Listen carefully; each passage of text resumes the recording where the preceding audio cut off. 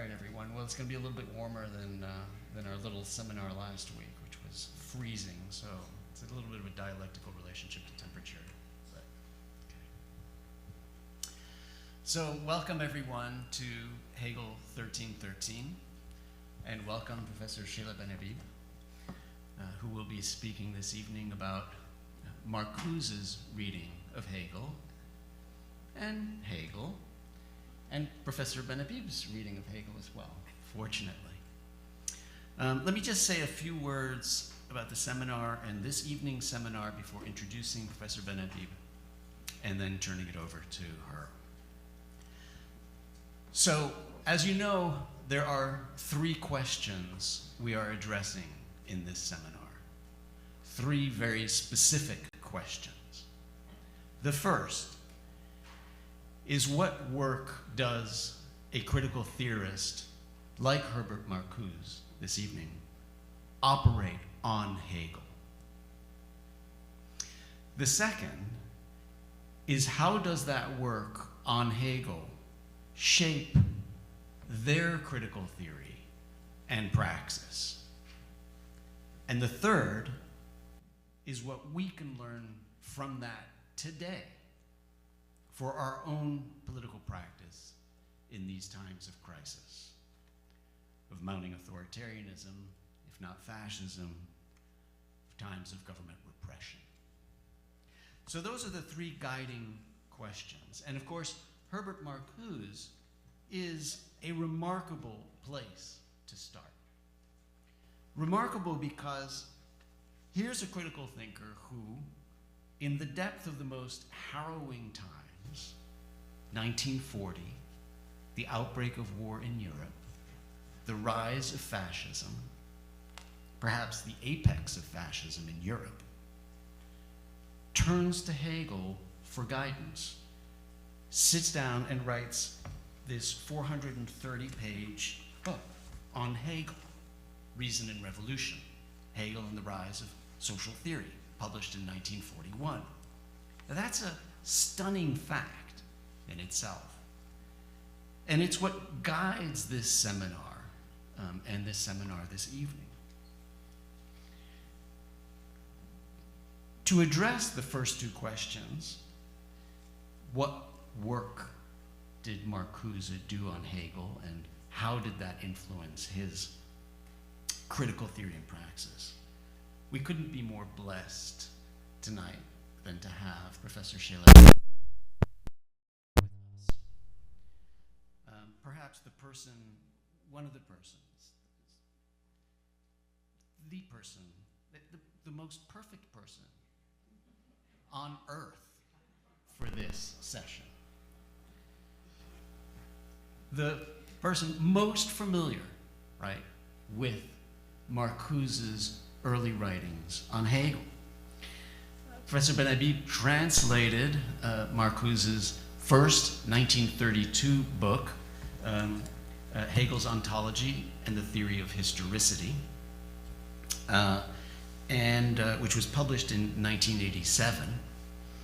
And in a way, as Professor Benhabib mentions in her introductory essay, and we'll mention it this evening, it was possibly a habilitation, an accompanying work that would have allowed him then to have doctoral students in Germany. And in a way, Seyla Benhabib, in translating this work and introducing it, was doing almost a thèse complémentaire, right, to her own work, her own first book, which was the magisterial Critique, Norm, and Utopia, a study of foundations of critical theory, published in 1986, so the year before, right? And the way I think of it is, well, in France at least, there used to be a tradition when it was a thèse d'état that you would do a thèse complémentaire, which was often a translation. So you can think here of Foucault's translation of Kant's Anthropology. That was his thèse complémentaire. And so 1 year after the book is published, Critique, Norm, and Utopia, the translation of Marcuse's Hegel's Ontology and the Theory of History is published. And it's also remarkable to have Professor Benhabib with us here because in a way, she is both a critical thinker who's going to help us think and understand Marcuse, but herself also a critical thinker who returned to Hegel and was shaped by that. So in a way, she is also a subject of our seminar series. So the combination tonight is going to be particularly interesting. Now, for Marcuse, of course, the work on Hegel then ultimately pushes forward towards Eros and Civilization in 55, and then, of course, One-Dimensional Man in 64, and other important essays, Counter-Revolution and Revolt in 72, and Essay on Liberation, which we'll be mentioning and discussing. For Seyla Benhabib, the work on Marcuse and Hegel pushed in different directions, one of which, of course, was questions of subjectivity and modernity and the self, in Professor Benhabib's book, Situating the Self, published in 92. Another area was cosmopolitanism and questions of universalism and questions of multiculturalism, which we will in part be talking about this evening, and in books such as The Claims of Culture. And then an enormous body of work, and perhaps what is right now taking most of your attention on questions of exile, statelessness, and migration. And of course, that's the title of a book from 2018 and the focus of a lot of work right now. The recipient of the Hannah Arendt Prize for Political Thinking last year, delivered in Bremen. Professor Benhabib is the Eugene Mayer Professor of Political Science and Philosophy Emeritus at Yale, a professor here at Columbia, and most importantly, a longtime senior fellow at the Columbia Center for Contemporary Critical Thought. So with that, let me please turn it over with your help to Professor Seyla Benhabib.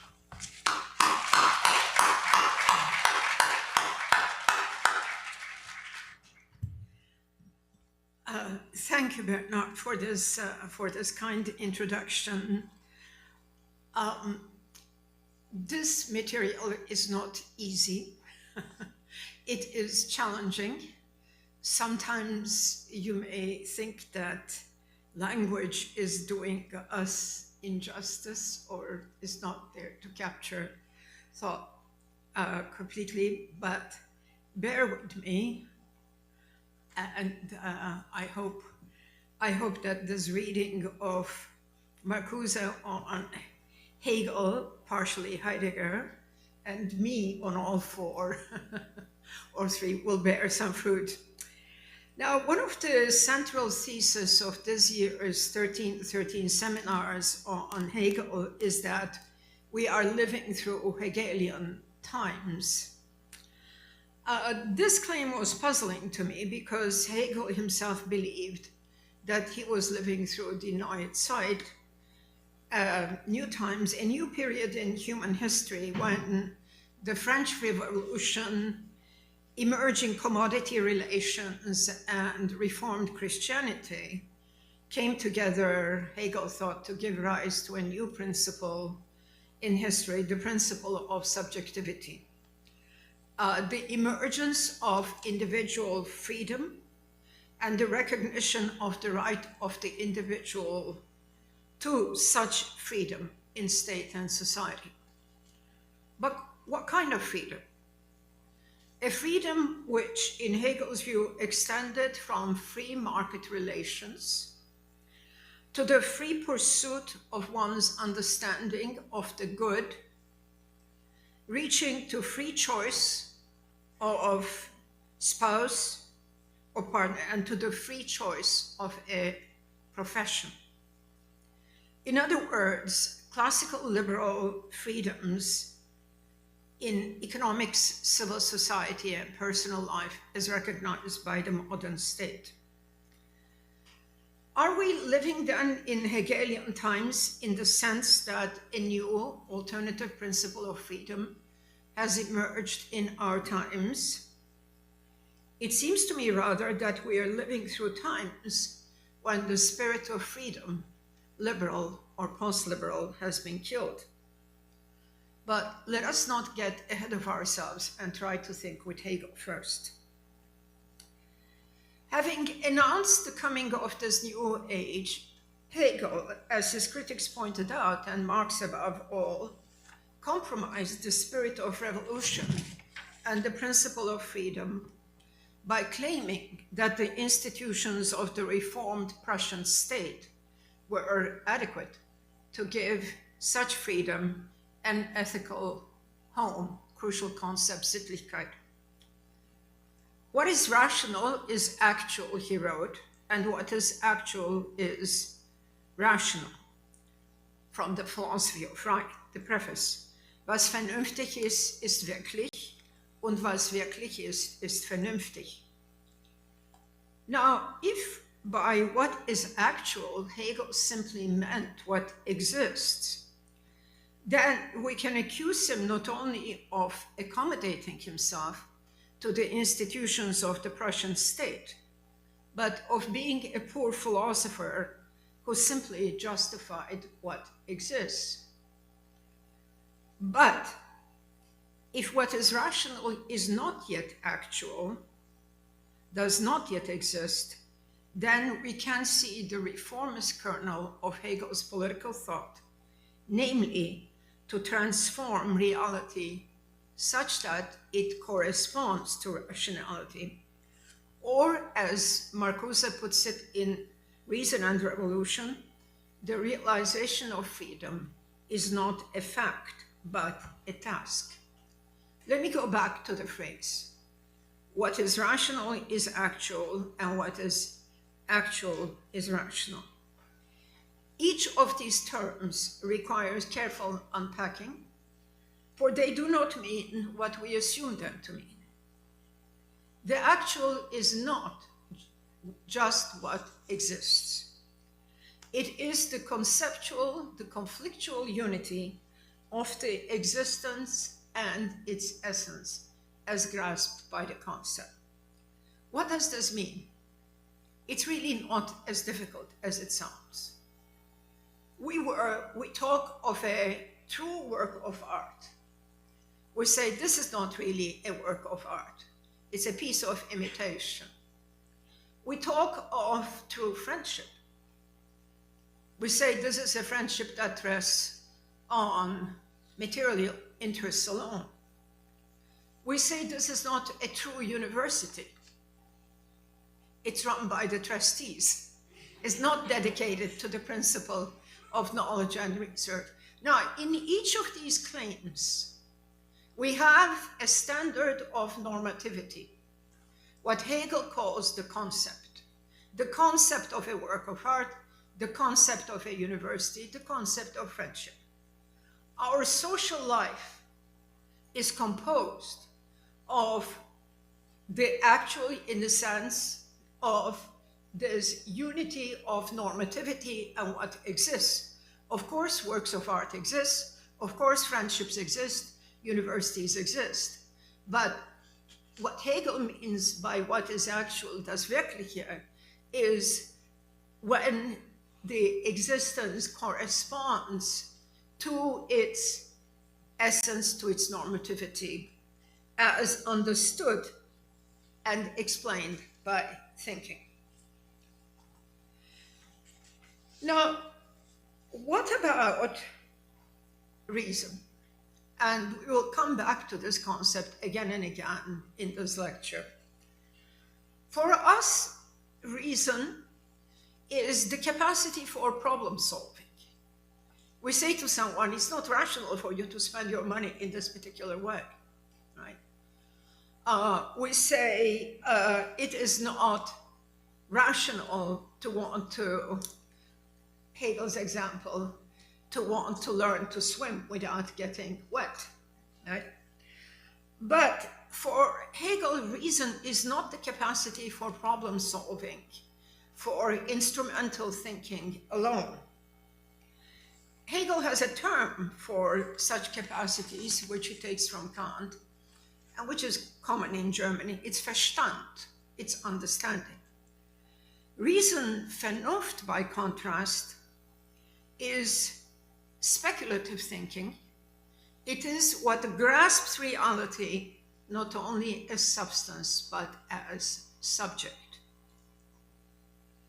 In other words, reason is what grasps the objective world as brought about by the conflictual unity of subject and object.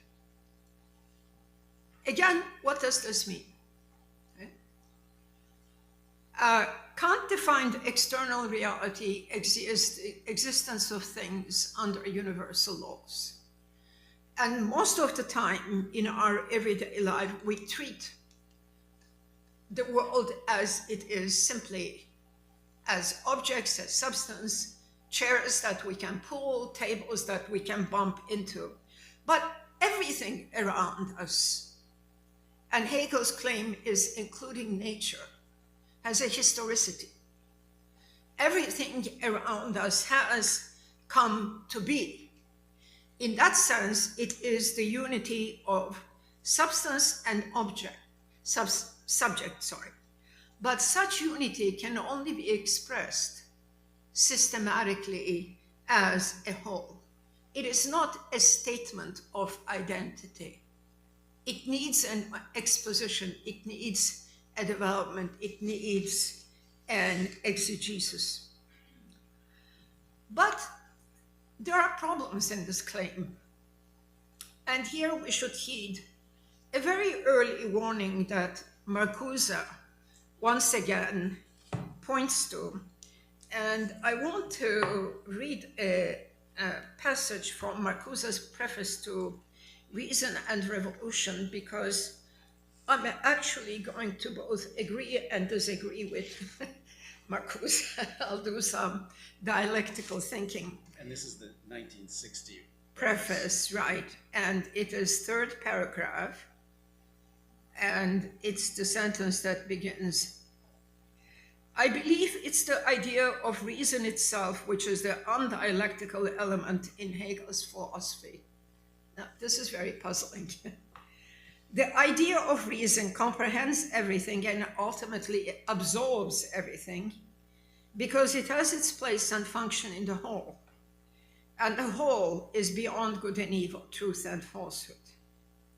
It may even be justifiable logically, as well as historically, to define reason in terms, now listen carefully, which includes slavery, the Inquisition, child labor, concentration camps, gas chambers, and nuclear preparedness. These may well have been integral parts of that rationality which has governed the recorded history of mankind. I don't think so. And certainly have been readings of Hegel. The French say, to comprendre, c'est tout pardonner. To understand everything is to forgive everything. But we know that Hegel explicitly denounced slavery as contrary to human essence. I'm not exactly sure what he would have said about child labor, but I'm fairly sure, quite convinced that for Hegel, concentration camps, the Inquisition would not have been acceptable.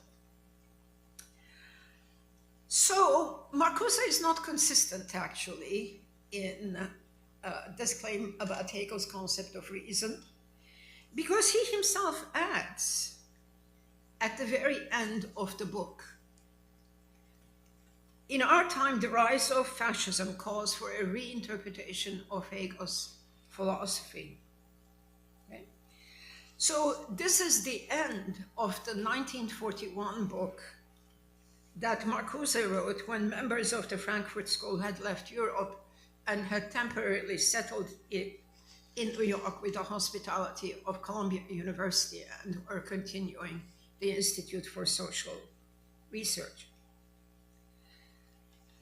Marcuse, on the one hand, warns about the quietistic tendencies which comprehending the truth as the whole may imply, while also seeing emancipatory elements in Hegel's theory that are hostile to fascist theory and practice. So does the claim that these are Hegelian times mean that Hegel is the philosopher of the Heritage Foundation? Or should we read Hegel as an anti-fascist? Marcuse himself, and contrary to the early preface or to this paragraph in the early preface, which I'm not, Marcuse ends Reason and Revolution by citing Carl Schmitt, whom he calls the one serious political theorist of National Socialism. According to Schmitt, and here is Marcuse quoting Schmitt, on the day of Hitler's ascent to power, Hegel, so to speak, died. Yeah? Remember that phrase. On the day of Hitler's ascent to power, Hegel died. Page 419, Reason and Revolution. Reading Hegel means encountering the tremendous ambition of the human intellect in seeking to comprehend nature, society, and mind itself in the most thorough way. Yet it also means being astonished occasionally when the power of negativity comes to an arbitrary rest and much unreason is smuggled into the system. Twice in his career, Herbert Marcuse delved into such Hegelian depths and explored the ambivalence of Hegel's thought. But he also saw in Hegel's philosophy the path towards a critical theory of society, which his colleagues in the Frankfurt School had begun to develop in exile. Let me then just say a few biographical things about Marcuse before delving into his first work. Herbert Marcuse, 1898-1979, is, as many of you know, along with Max Horkheimer and Theodor Adorno, among the most illustrious members of the Frankfurt School of Critical Theory. In addition to the two works on Hegel, which we are discussing in this session, as Bernard mentioned, he is also the author of Soviet Marxism, 1958, Eros and Civilization, 1955, One-Dimensional Man, 1964. Unlike Adorno and Horkheimer, Marcuse refused to return to Germany after the war. And although he continued to live in the United States with occasional trips to Germany, his trip to Berlin is very, very well known, with crowds of German students hanging from the rafters listening to Marcuse. He became the one member of the Frankfurt School, even more than Adorno himself, in whom the 1968 student movement trusted and found a voice. With works such as Repressive Tolerance, Counter-Revolution and Revolt, and in particular an essay on liberation, Marcuse gave voice to critiques of consumerism and capitalism and the desire of the younger generation to drop out and turn off. I'm not sure that's the exact phrase, but whatever. Now, his essay on Eros and Civilization, which brought together an analysis of Freudian reality principle with Marx's analysis of labor time into a powerful synthesis, is worth mentioning also because it contained many themes critical of masculinist sexuality and acknowledged the polymorphous perversity of all human desire. These themes were then picked up by psychoanalytic feminists such as Jessica Benjamin and Nancy Chodorow, and contributed greatly to this effervescence of psychoanalysis and feminism in early critical theory. But what was motivating Marcuse to read Hegel in 1932 and then again in 1941? Like Marcuse, I'm convinced of the emancipatory potential of Hegelian philosophy, and though in my recent work I have pivoted toward Kant, I never left Hegel behind. Like the later Marcuse, I too have followed the path from philosophy to a critical theory of society. Now, let's go back to Hegel's ontology and the theory of historicity. As I explained in the translator's introduction, Marcuse had received his doctorate at the University of Freiburg in 1922 with a thesis on the Deutsche Künstlerroman. But the publication of Heidegger's Being and Time in 1927 made him decide to go back to Freiburg. He was at the time working in a bookstore in Berlin. He wasn't in Freiburg. Along with Hannah Arendt, Leo Strauss, Hans-Georg Gadamer, Karl Löwith, Hans Jonas, and many others, the who and who of German philosophy of that period, Marcuse heard the siren's call from the magician from Meßkirch, as Heidegger was referred to at this time, and Arendt's famous words, "A philosopher has come, maybe one can learn to think again."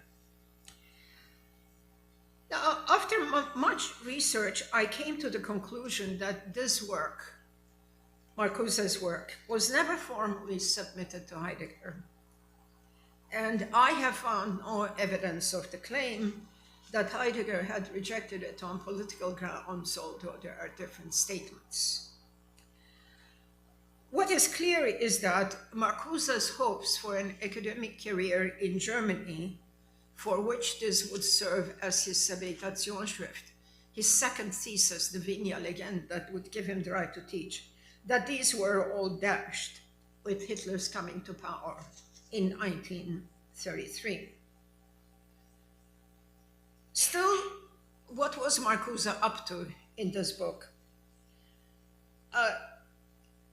Marcuse had already been dabbling in historical materialism. And in his other writings of this period, which are sometimes referred to as Heideggerian Marxism, he was seeking a synthesis between Heidegger's existential phenomenology and Marxist theory.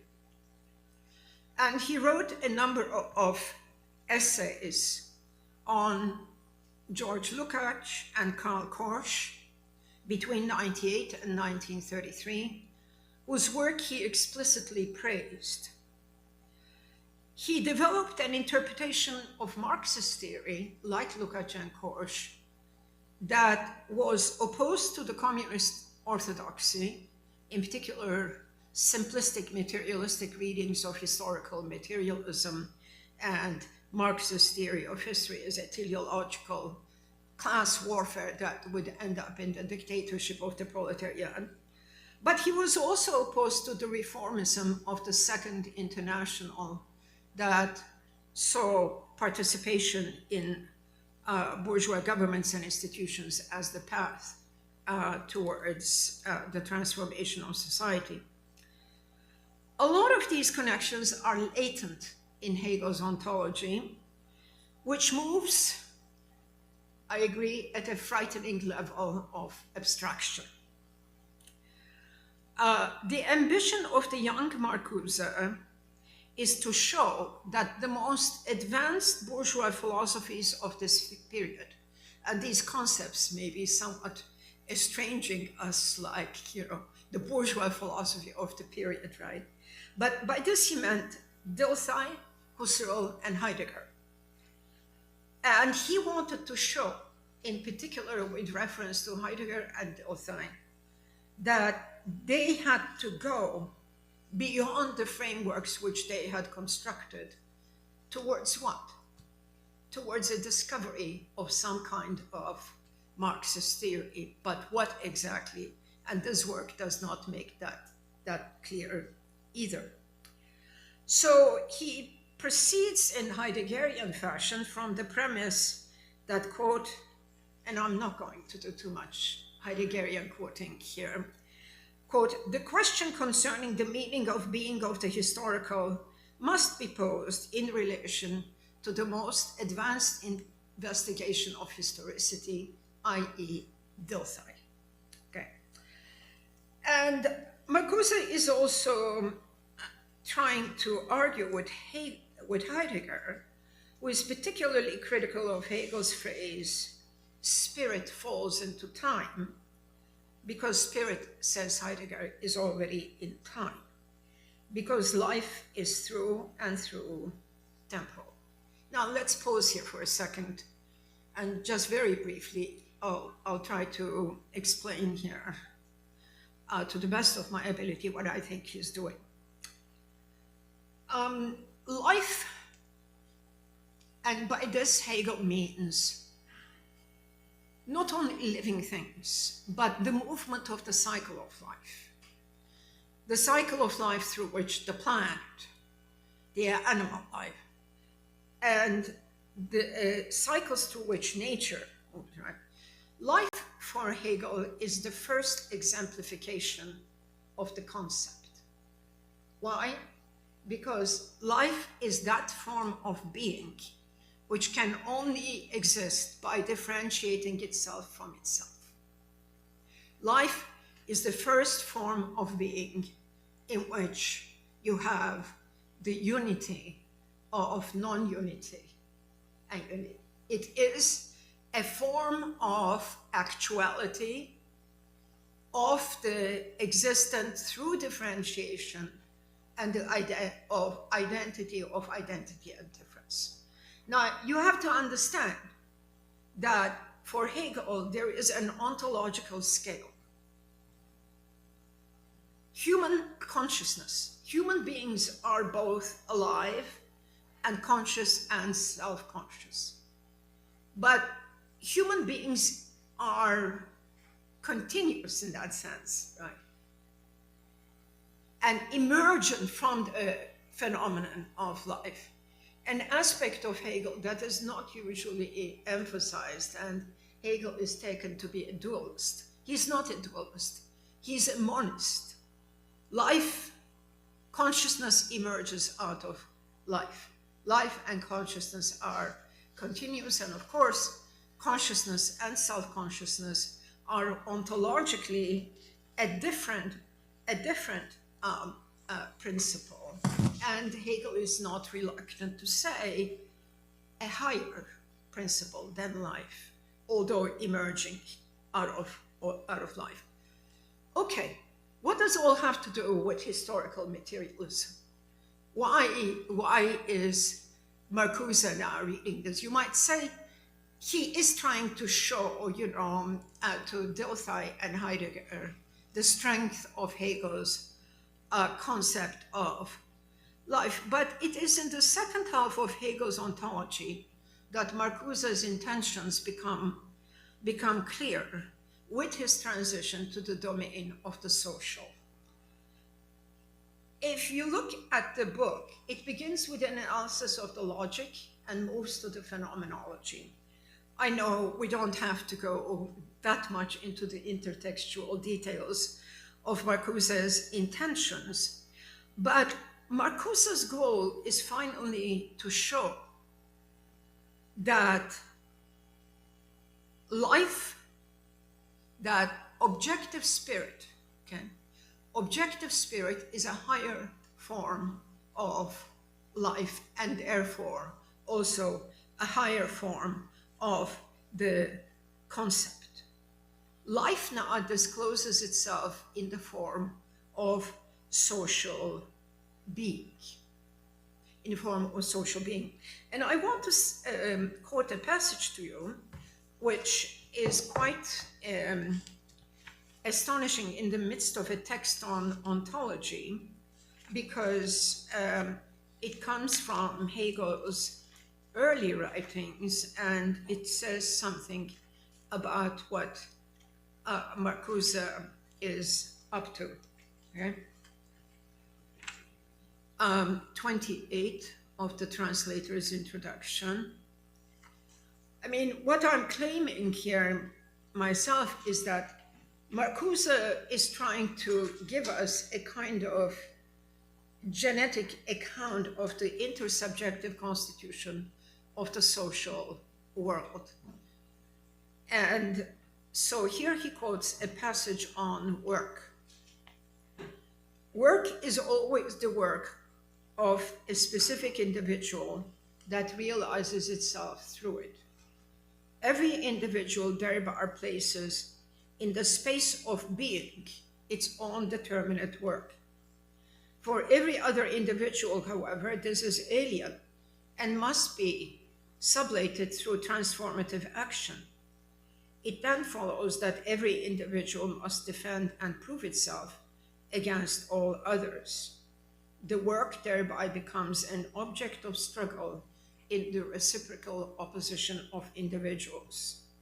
The reality of the individual and its work, which were originally determinate, prove themselves as unreal and vanishing moments. Now, you should justifiably ask yourselves, what on earth is this concept of work and the struggle around the concept of work doing in the midst of life, objective, spirit, etc.?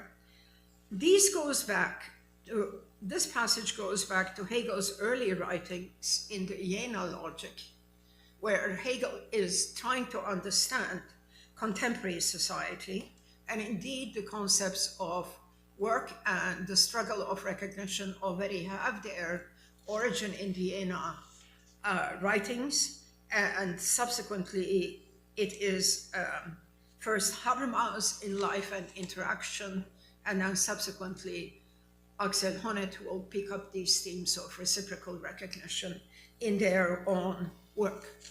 But what Marcuse does is, through this very tortured reading, and I agree with you, I had to torture myself to translate this work, that Marcuse establishes now how the most advanced categories of bourgeois philosophy lead to the fundamental categories of historical materialism, labor as the transformation of self and other, of substance and subject, labor as the autogenesis of the human being, as Marx may have said.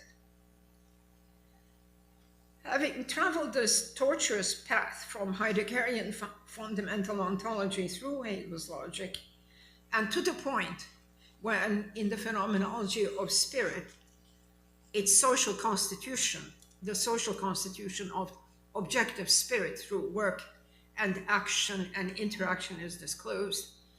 Now, in his second Hegel book, Marcuse's intentions are more explicit, and he directly moves from Hegelian philosophy to social theory.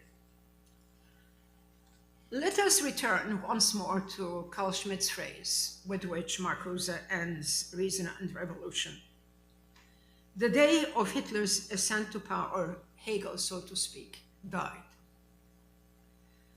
This is because Hegel's 1821 philosophy of right is a vindication of the post-liberal society, the liberal society of the post-1789 period. And let me say something about the translation of this work as philosophy of right or philosophy of law. I prefer philosophy of right because, as is well known in German, the word Recht has both a subjective and objective meaning, but not only that, Hegel is very explicit in the philosophy of right that law is one form in which what is right can be institutionalized. Why? Because what is right is the normative universe. Custom is what's right, right? Talks about it. It's a form of what is right. So the philosophy of right is the philosophy of the state in which modern law that is gazetted, law that is declared, law that is announced from a non-public source becomes part of the architectonic of the state. Very important point, because Hegel is also struggling in this work with historicist analyses of the law that see it as simply emerging out of historical development, and that the validity of the law is its historical genesis. And Hegel is saying, no, the validity of modern law is that it gives expression to the, or it in cases makes possible the freedom of the individual. Yet the state that Hegel defends is neither liberal nor republican. It is a constitutional monarchy with a representative body composed in equal measure of feudal and bourgeois elements. Hegel acknowledges the power of the Prussian landed aristocracy, the Junkers. He does not permit universal manhood suffrage, and instead has corporations, and careful here, corporations mean professional bodies. They don't mean commercial corporations for Hegel. And instead has corporations send representatives from the professional bodies to the parliamentary assembly. This representative body also includes a class which had hitherto been quite absent in modern philosophy, modern political philosophy. This class now makes its appearance in social and political thought, and after this, it is neither to be forgotten nor neglected. I mean, of course, the state bureaucracy. The bureaucracy whose task is, according to Hegel, to translate the particular and competing interest of civil society into the universal, i.e. the good of the whole. And by the bureaucracy, he means basically civil servants of the state, okay? The constitutional monarch, the sovereign, again, very important moment to contrast with Hobbes and other thinkers. The sovereign, he says, must only be entrusted to dot the I. Okay? He trusts the sovereign much less than Justice Robb. Compare the two concepts of the sovereign. Right. In my view, the greatness of Hegel's theory of the modern state does not lie, obviously, in this mixture of feudal and bourgeois elements. To that extent, Marx, who devoted an entire critique to Hegel's philosophy of right, is correct. But we know, or we should try to understand, why Hegel makes this compromise.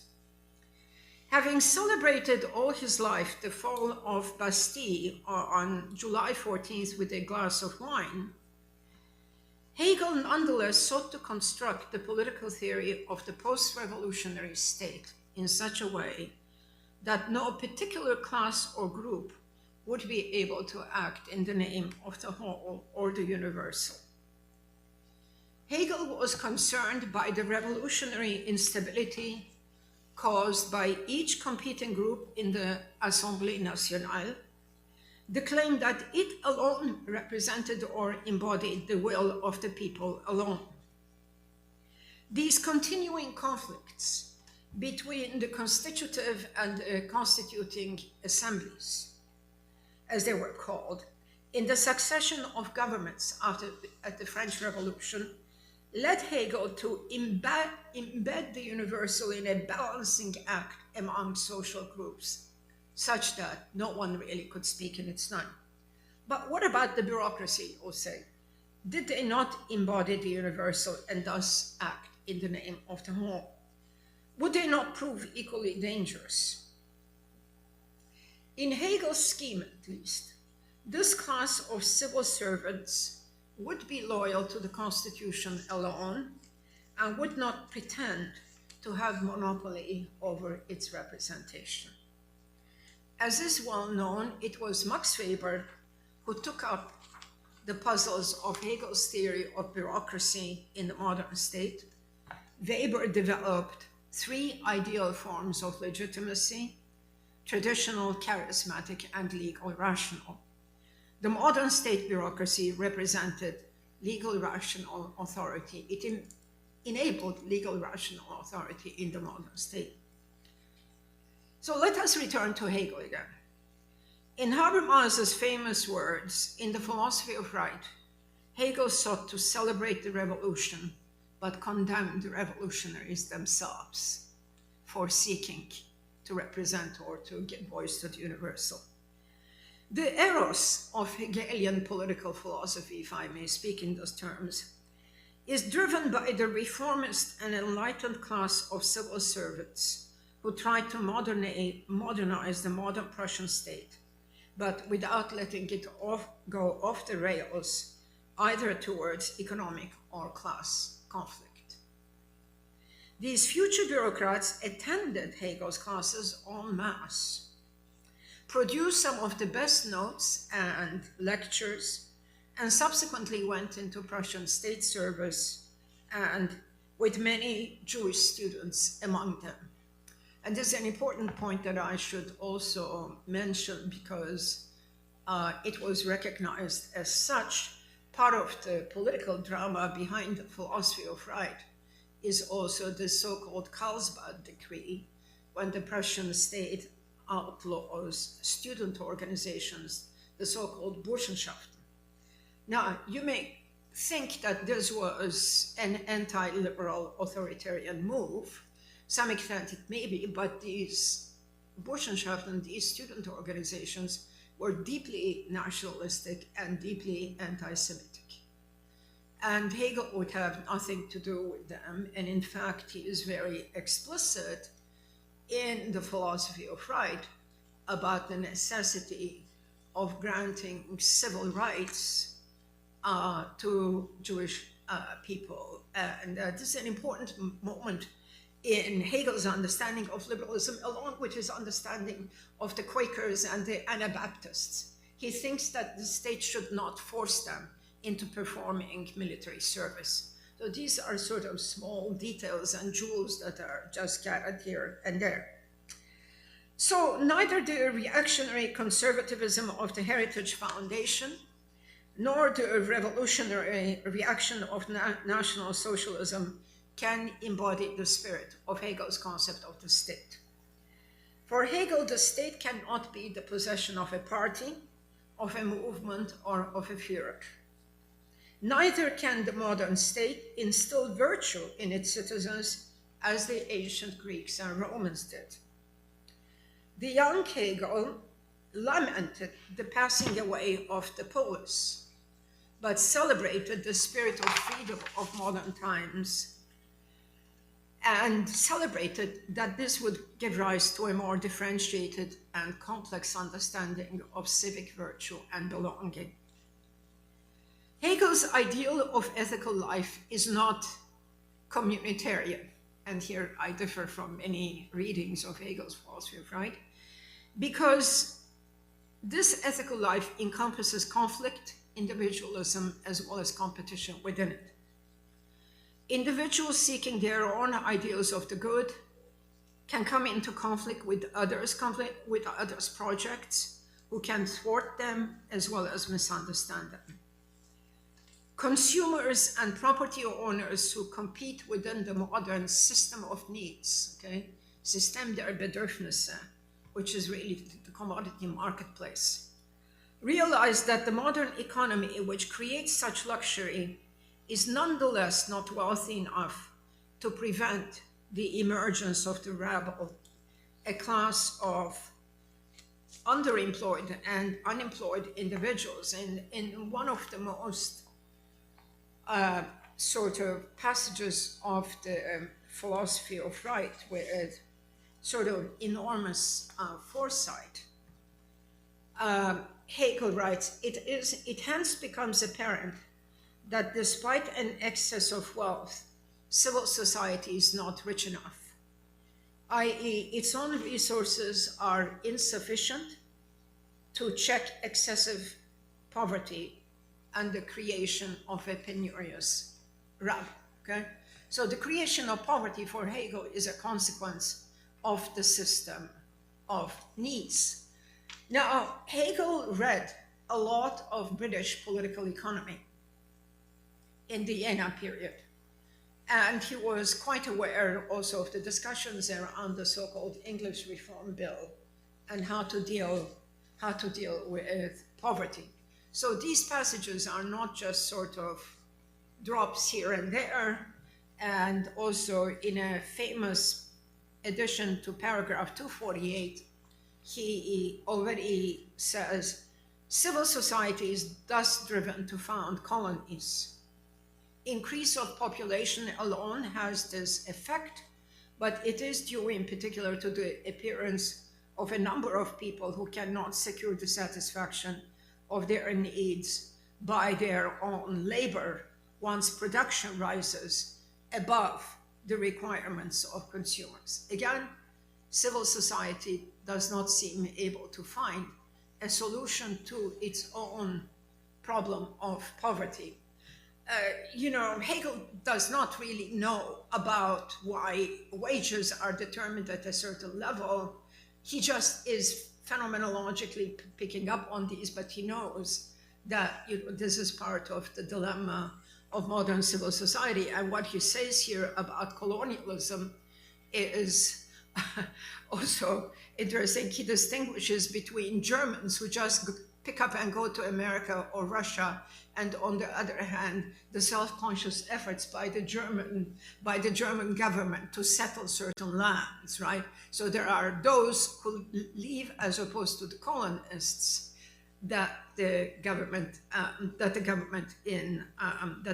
sponsored. So modern civil society engages then in overseas markets, both to dump its goods as well as its surplus population. This is here, I disagree once more with Marcuse. Whereas he, like the young Marx, calls attention to the conciliatory elements of Hegel's theory of the state, I marvel at Hegel's proto-Marxist account of the contradictions of bourgeois civil society and the sense of tragedy in his efforts to situate modern freedom within such a conflictual social structure. Freedom as autonomy is not obeying the universal law. And as our colleague Axel Honneth notes in his book, Das Recht der Freiheit, it is about finding institutional forms which contain individual search for competing conceptions of the good within a differentiated social whole. A liberal society is a scheme both for competition and cooperation. Hegel's philosophy, coming slowly to an end, Hegel's philosophy, and in particular the philosophy of right, brings modern philosophy to the point where the classical goals of normative political philosophy, i.e. the search for the good and the just, the to kalon, must now lead to an analysis of liberal society and its transformation. The tradition of political philosophy thus becomes social theory. Theorists of the Frankfurt School would then argue that the liberal society, which at one point had nourished the autonomous individual, and which Hegel tried to capture in his philosophy of the state, had disappeared in the period between the two world wars. The free market of goods, labor, and exchange had given rise to a form of organized monopoly capitalism. The authority of the father in the nuclear family would be transformed and give rise to the authoritarian personality who was loyal to the movement and the party. Parliament would become the battleground between class interests. After the devastation of the First World War, German war debt, and the Great Depression, no state bureaucracy could contain or manipulate class conflict.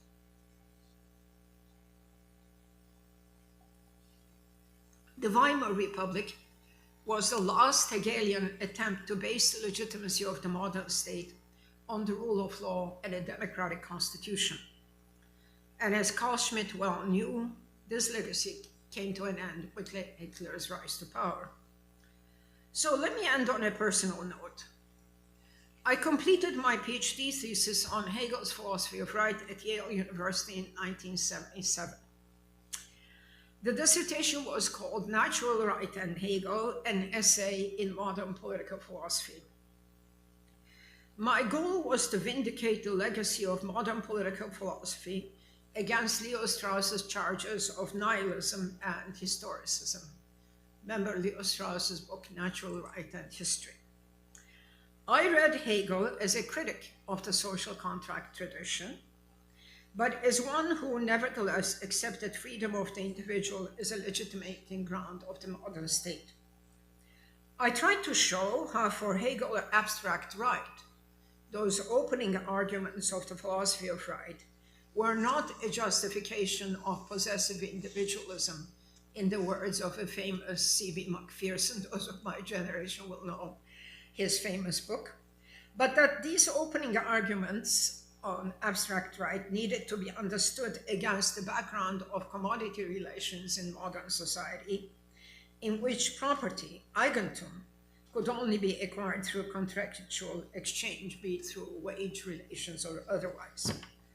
I argued that precisely because Hegel knew what contract and property meant in a commodity market economy, he would not base the state on an act of original contract. He said contract is just for the exchange of commodities, not the origins of relations of right.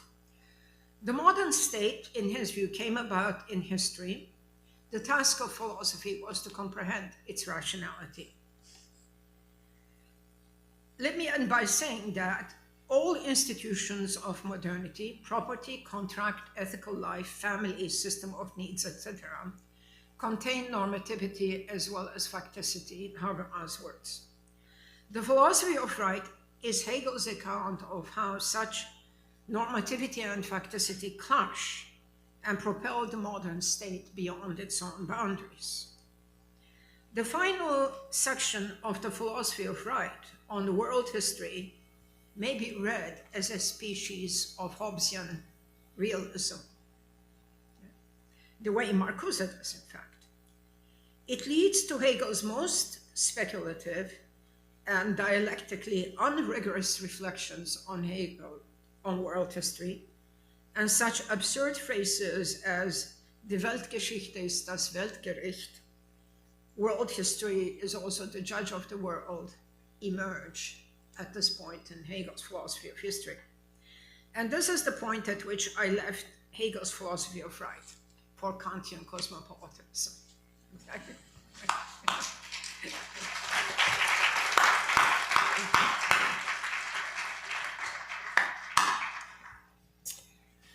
Thank you, Seyla, for that brilliant presentation paper, which we hopefully will be able to publish on the website so everyone can go over it. It's hot off the press, so. I thought I'd make some comments and ask a few questions. I think I want to start though by clarifying the notion of living in Hegelian times. And the idea there is not so much that we're living in at where one would arrive at the end of the philosophy of right, but that we are at a juncture historically where it feels as if there is a radical, significant shift in the American spirit, and perhaps European spirit as well, perhaps global spirit, I'm not sure, but certainly of the American spirit. And that we are somehow at a point where it feels as if the American spirit is going in a negative or dialectical way against everything that the country stood for, the administrative state, the Constitution, the existing norms.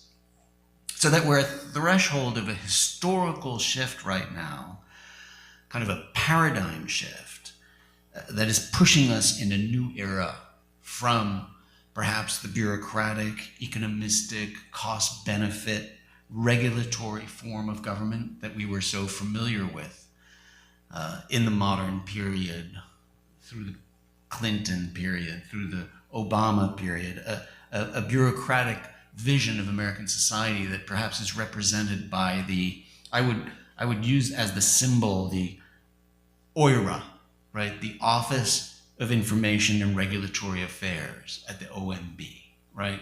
this age of the Obama age. It was, the Cass Sunstein was leading OIRA. All regulations were going through there. Everything was going through a cost-benefit analysis, and it was just this regulatory state at its, apex, right?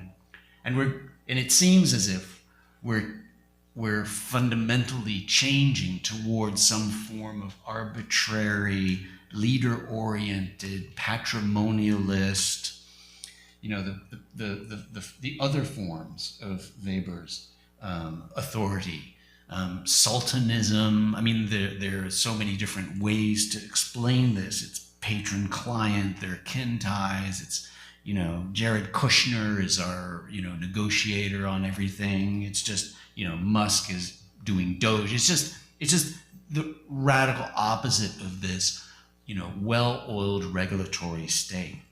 And that there's almost, it feels like a dialectical dimension to this. And these notions that Marcuse develops of negation and negativity seem to be at play, and I'll be coming back to those notions. And that there is something of an American spirit associated with the MAGA movement or something that is starting to make its presence known. And that of course, is very different than Hegelian times in the sense of 1820 Prussian bureaucracy. It's radically different. But it's that idea that somehow we are undergoing a shift and that we have to think about it in a historical way, that perhaps one need not embrace all of Hegel's philosophy of history, but that there's something going on at that level. And that's the idea of kind of Hegelian times. Now, the big question then, of course, is how one would read Hegel within that dialectic, right? And I entirely agree with you, Seyla, that there is, of course, one reading, and an important reading of Hegel as a revolutionary thinker, a thinker of the revolution. And this is, of course, the importance of the element of freedom in the philosophy of right. The philosophy of right as itself being an articulation of free will coming into existence and transforming over time into sovereignty, right? Achieving a full sense of freedom in the organized civil society and state. And to a certain extent, that is, of course, Marcuse's reading, right? I mean, that's why revolution is in the title of the book. But I mean, you see it well if you look at pages, 326, for instance, right? Where he writes that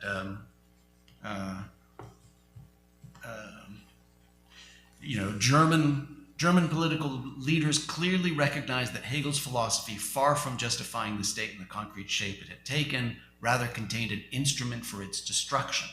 Right? This was the idea in which Hegel was the revolutionary. On page 325, on the bottom of 325, the page before, the Hegelian dialectic was seen as the prototype of all destructive negations of the given, for in it, every immediately given form passes into its opposite and attains its true content only by doing so. This kind of philosophy, the critic said, denies to the given the dignity of the real. It contains the principle of revolution, Stahl said, right?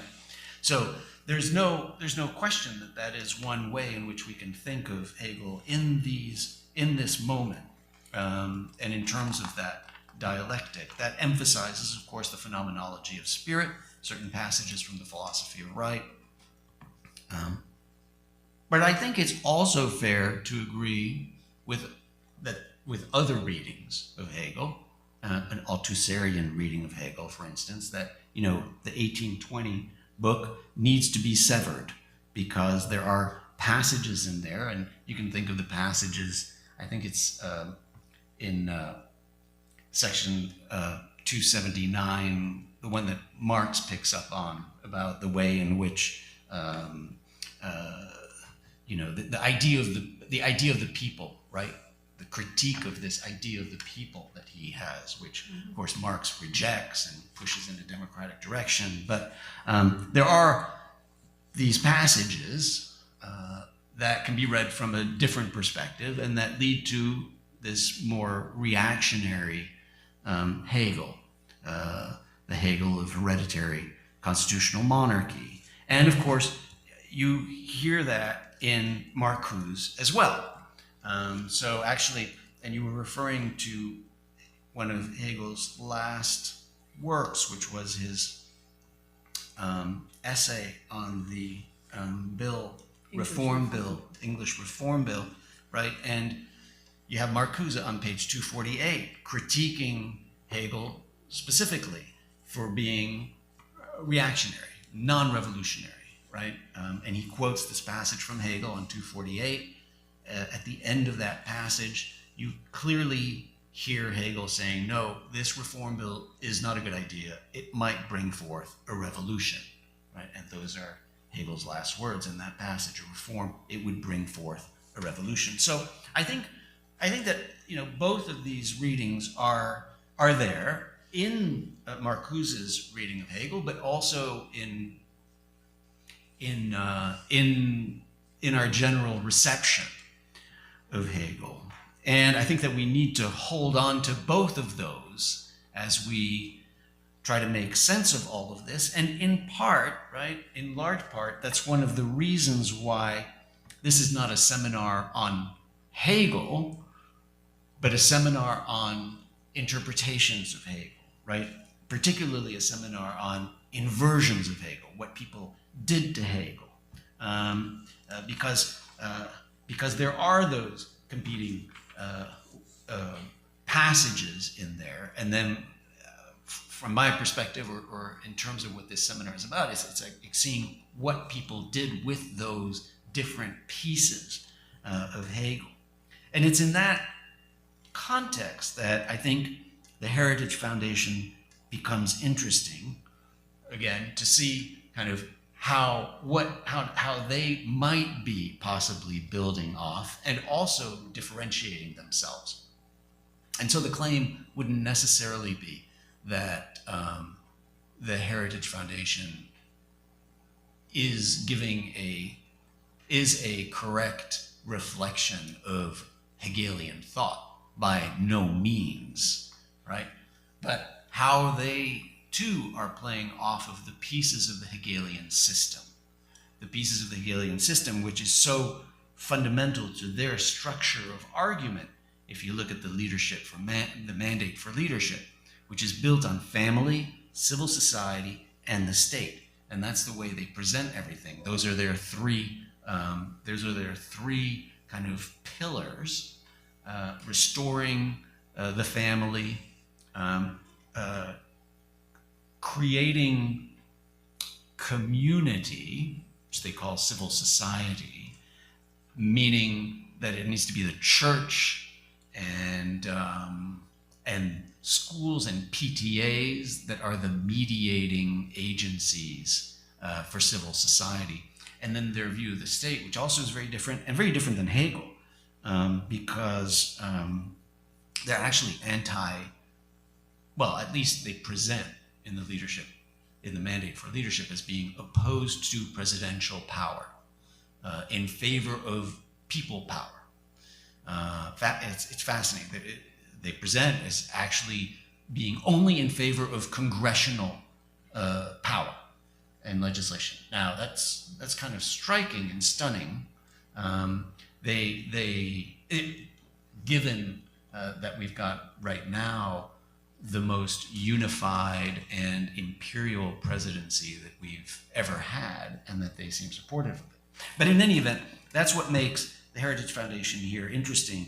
And again, to try and understand it through the lens of Hegel without saying that they are Hegelian, but picking up on the pieces. Now that brings me first then back to Marcuse, and then second back to Seyla Benhabib. So let me start with Marcuse.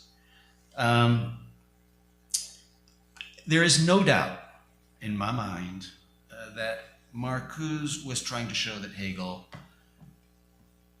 was anti-fascist, and in that I agree entirely with you. He is, in this text, recuperating Hegel from the fascists. He is recuperating them predominantly from the Italian fascists who had appropriated Hegel, Gentile, but he's also trying to show that National Socialism is anti-Hegelian. And in this sense, it's a very interesting enterprise in the sense that it is so similar to the way in which others in a similar period, 36, 39, were trying to recuperate Nietzsche from the fascists as well, right? And so you can think here of, it was Georges Bataille and Jean Val and André Masson, the artist, and their whole enterprise, the acéphale, was to recuperate Nietzsche from the fascists. And here, there's no doubt that Marcuse is trying to recuperate Nietzsche from the fascists. It's what motivates his whole book. And you hear it so loudly in those passages on page 418, 419, right? The ideological roots of authoritarianism have their soil in the violent reaction against Hegel that styled itself the positive philosophy. At the bottom, the social and political theory responsible for the development of fascist Germany was related to Hegelianism in a completely negative way. It was anti-Hegelian in all its aims and principles, right? And so that is, one of the main missions of the text. And in that way, at least Marcuse's reading of Hegel clearly is the anti-fascist reading. An anti-fascist reading that highlights or operates through the concept of negation, negativity, the negative moment of the dialectic. And so, on my reading, the Reason and Revolution, what's going on is Hegel is trying to draw two genealogies. One that goes from Hegel's philosophy to negation, to critical theory and immanent critique, and the other one that goes from positive philosophy, as he calls it, to positivism, and this is Auguste Comte for him. It's Schelling is part of this for him. George Ernst Stahl is part of this, to the positivism, to fascism. And on that thread is a kind of linear genealogy that goes from positive philosophy to positivism to fascism. And again, actually in the passage that I just read there from page 418, you hear it well, right? It's the ideological roots of authoritarianism have their soil in the reaction against Hegel that styled itself the positive philosophy. And of course, most of the second part of the book is about tracing this positive philosophy and then positivism in the social sciences. So I take it that is the work then that he's doing with Hegel. It's drawing on the notion of negation, negativity, on Marcuse's reading. That is kind of what he does with Hegel, is to extract that concept. And that then, I would say, so that would be kind of, in a way, my proposal as to kind of what Marcuse is doing with Hegel. It's kind of like extracting the negativity of that moment in order to then, right, motivate his work, shapes his critical theory, shapes his praxis. Negation becomes then later the great refusal, right? The term that is so associated with Marcuse.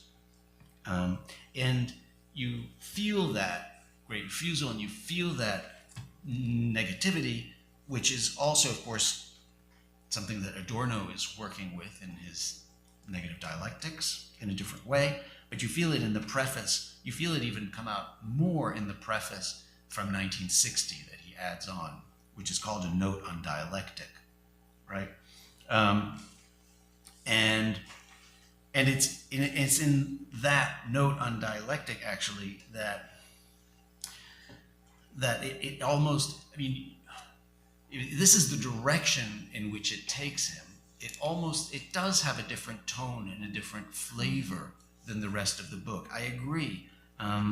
he is more critical of Hegel and reason in this preface than he is in the whole book. And in part, perhaps, it has something to do with the changing times. 1960, colonial wars are going on. It's a different time than 1941 when he's writing the book. And of course, this turns into the critique of consumerism, the critique of capitalism that runs through the later work and through the one-dimensional man. And you mentioned this, of course, when you were mentioning the other essays, Counter-Revolution and Revolt, and the essay on liberation, as you were saying, it was giving voice to the critiques of consumerism and capitalism, desire of younger generations, you were saying, to drop off and turn off. That in a way, I would argue, kind of in response to the second question, that's where Marcuse's work on Hegel takes him ultimately. The question then would be, of course, what do we do with that in today's context? Okay.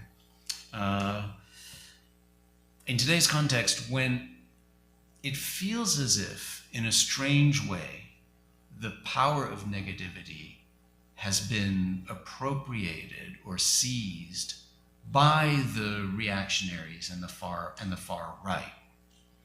It feels as if the great refusal is more Steve Bannon today than it is the left. The radical critique of the system. There's a way in which Trump's rise to power and the anti-establishment foundations of that rise to power are more a reflection of the power of negativity than anything that the left was doing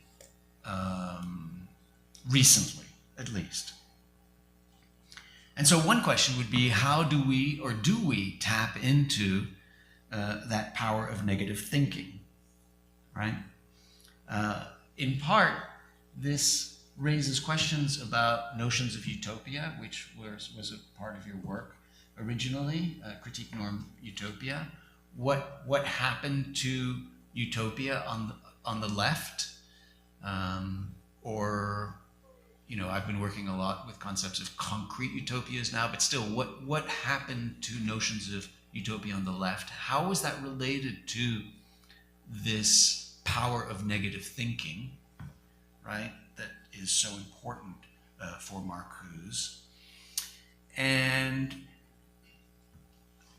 did the left possibly go too far in evacuating questions of utopia? Did Marcuse go too far in evacuating it or in pushing radical negativity? Do we need positive thinking now, right? Or does that lead to fascism, which was Marcuse's point, right? Do we need to flip this now? Do we need to do another inversion, as it were, of Marcuse on Hegel? So that's I'll try and consolidate these questions at the end, but I think that's one large question here in terms of our reading of Marcuse and what we would do with him today. Now, let me go to our reading of Seyla Benhabib and what we would do with that today. So I take it that you're doing a few things with Hegel, and it's interesting to put them together. On the one hand, you are recuperating a notion of freedom and subjectivity, and you're recuperating his political economy, and the way in which it was a precursor to Marxian thought. And you are committed to that. You are committed to the emancipatory potential of Hegelian philosophy.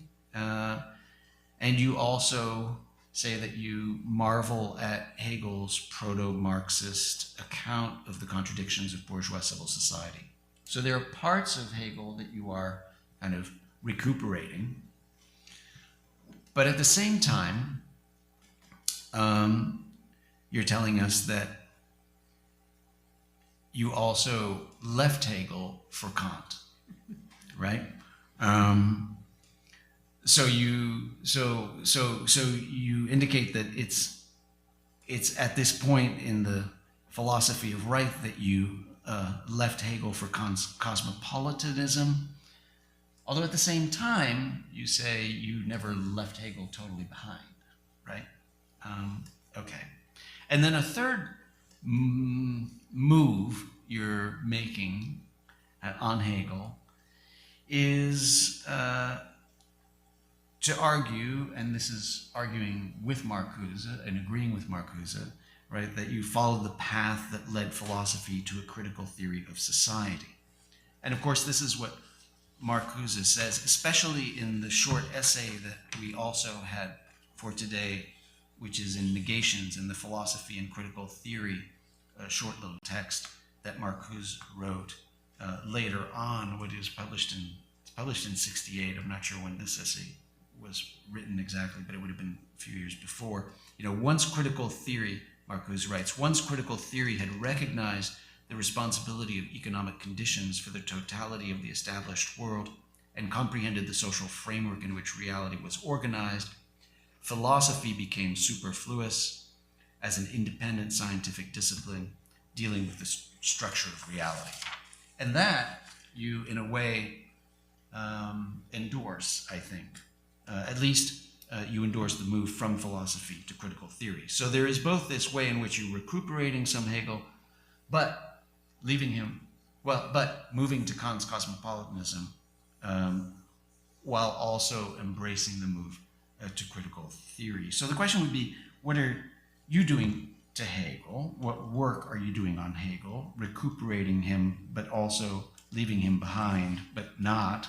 And I think that the answer is that there is something in Hegel that led you forward, or backwards in a way, to Kant.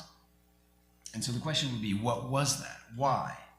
How does the cosmopolitanism clash or contradict your reading of Hegel? And then, of course, the third question in our series of questions, what you did with Hegel, where it led you, and what we might take of it today. What could we learn from what you operate on Hegel for our own present? And here's a proposal. It would be that somehow cosmopolitanism is the utopian or concrete utopian vision that is positive and not pure negation. It might depend on negativity and immanent critique and critical theory, but it is then ultimately a positive vision that you're presenting for us.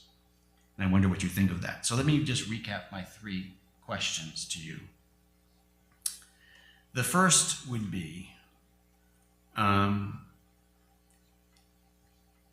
what do you think of this reading of Marcuse that emphasizes kind of the power of negativity as being the work that he does on Hegel that then influences his praxis? The second question would be, am I right that then the cosmopolitanism, your cosmopolitanism, is somehow what the work that you did on Hegel leads you to as then a positive, or having a dimension of a positive philosophy? And then third, if that's right, is it time then for a positive and not just the great refusal in this moment, in this historical moment? So those would be the three questions that I'd would ask you to maybe elaborate on. But then I'll also finish on a personal note, because this was very moving for me to do this reading with you and think with you, because I had actually started with Hegel when I was working with Sheldon Wolin as an undergraduate and was writing my senior thesis with him. So it was going to be on Hegel's Lord Bondsman dialectic and its influence on Sartre, and that's what I worked in.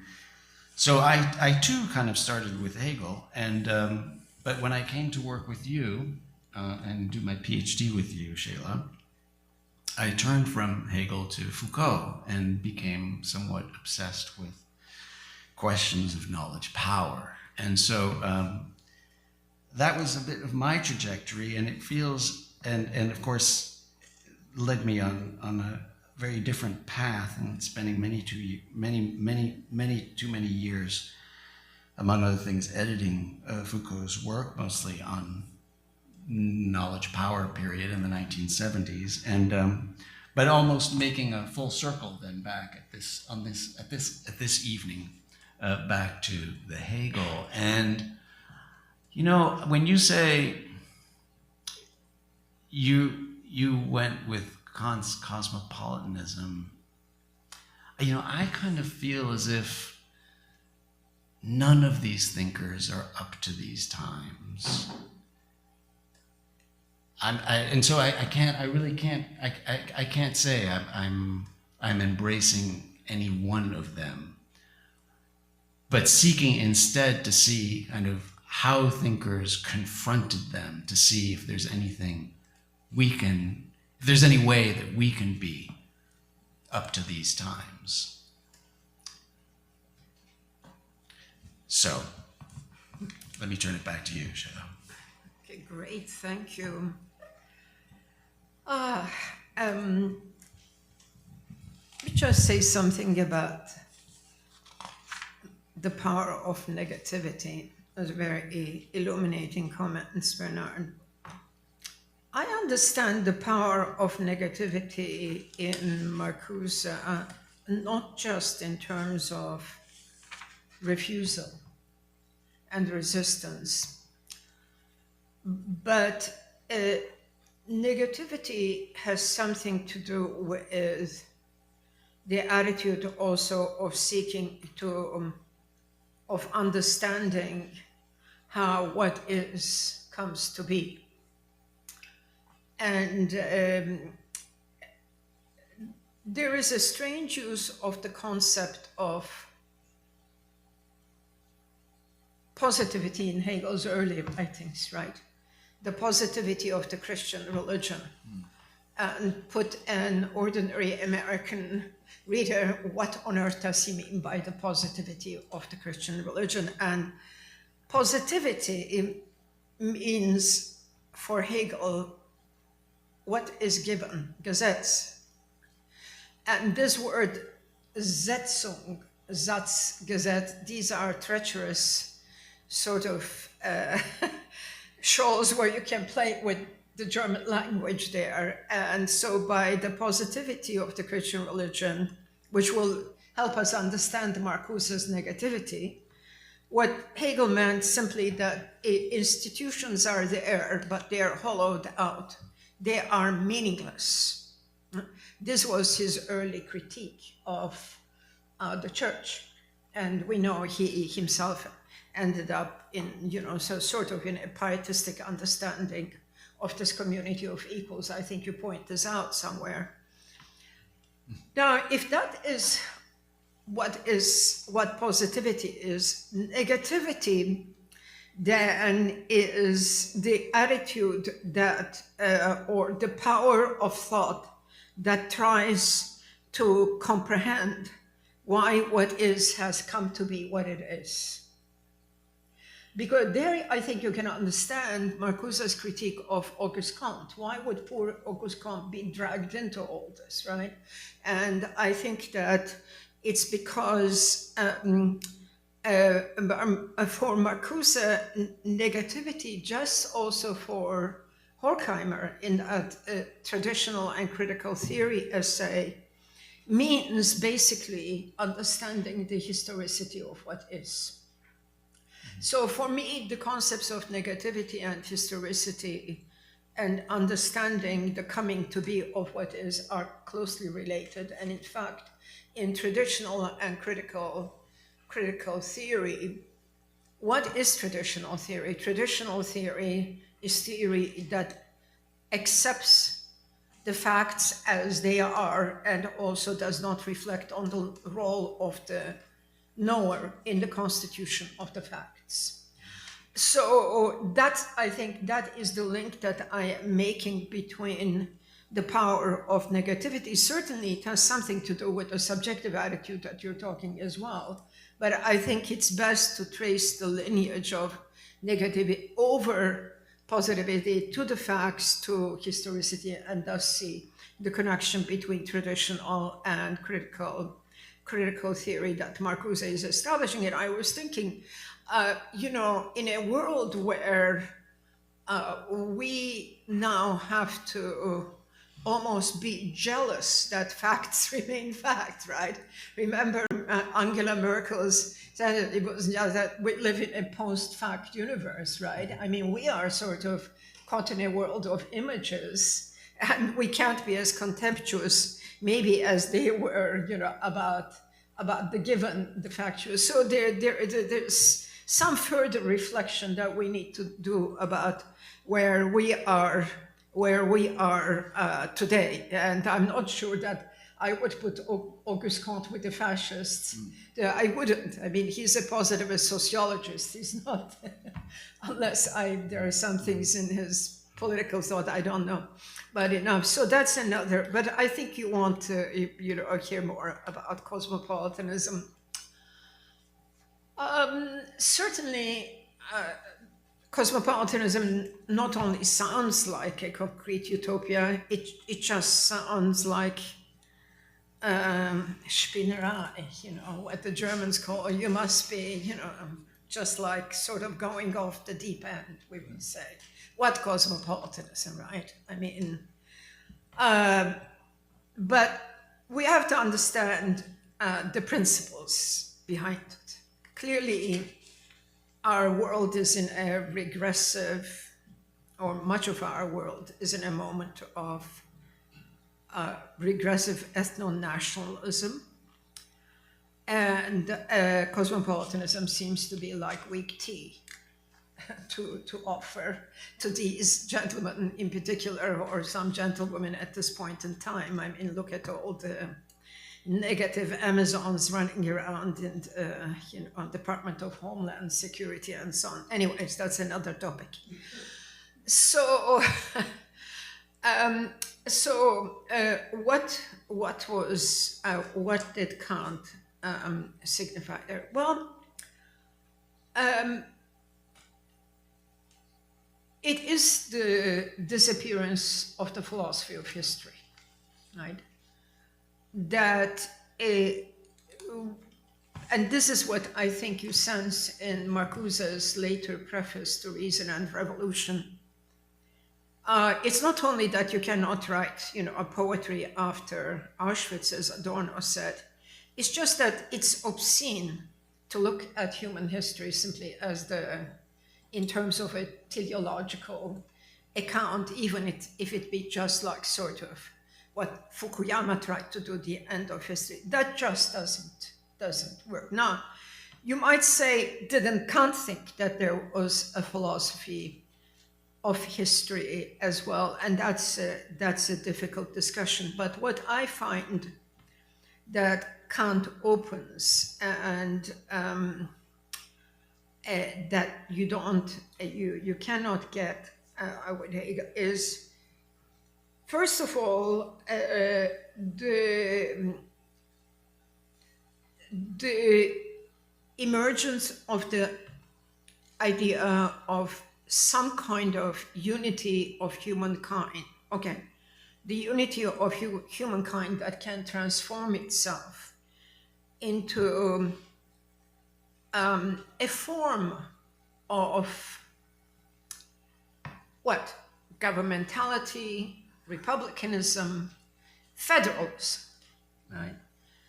I mean, Kant himself had his ethnocentric fallacies. We all know the huge discussion about Kant and racism that has gone on in recent years. So we can't quite say that Kant was a universalist in that sense. But there is this belief, or there is this principle of the unity of humankind that can be established through the creation of forms of government that are adequate to human freedom and human equality. And it's his dream that Republican governments confederated will lead to some form of perpetual peace, about which he is also cynical and ironical. But perpetual peace simply means that the powers of war and peace will not remain with individual states, but will be embedded in this confederation, in this unity of agreement that the state is a part of. Hegel will have none of that. I mean, since his early writings, he has this, I would say, account of war. Sometimes he calls war a cleansing of the spirit. Now, he's not a fascist, he's not a nationalist. Where is this coming from?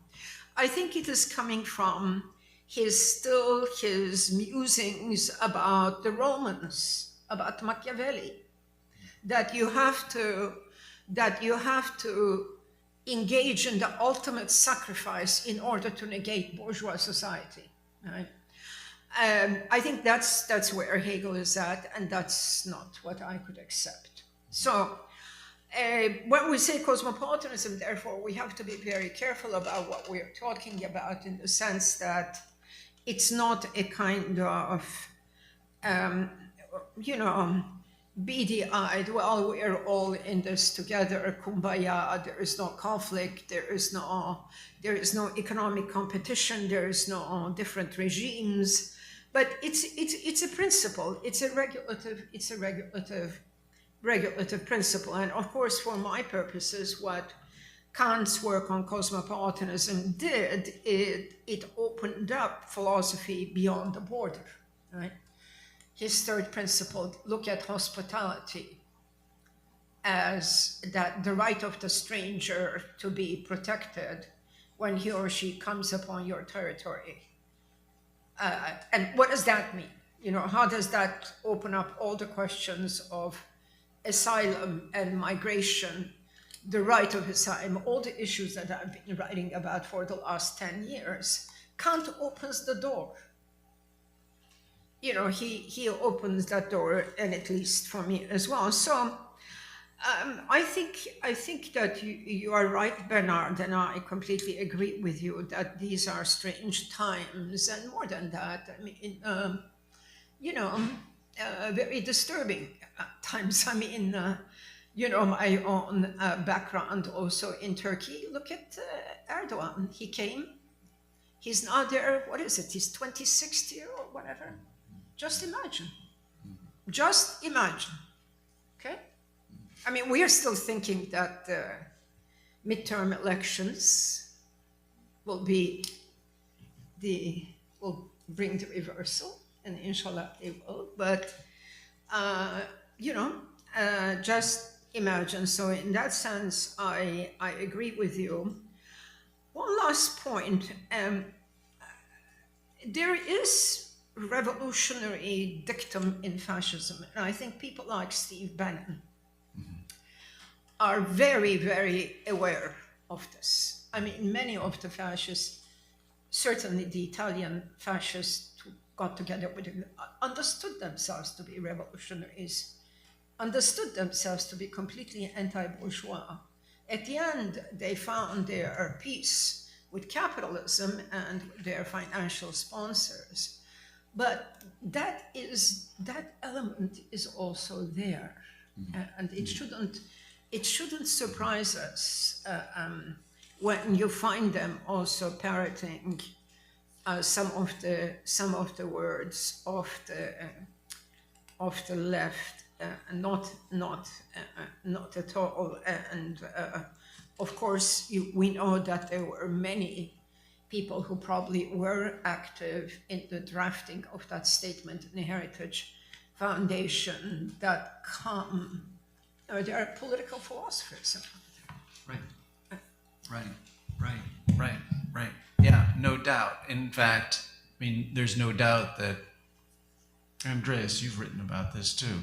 There's no doubt that there's this kind of revolutionary element in the language of the far right that has appropriated, in a sense, the radicality that belonged to the left and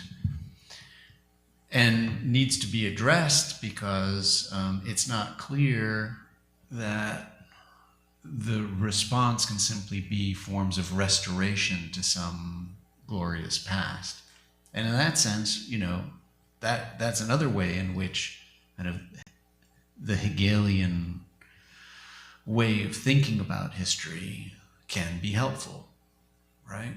In other words, like this, you know, there isn't a way to go back to restore some glorious liberal past at this point, and therefore we need to be thinking about how negation works and pushes us forward more radically.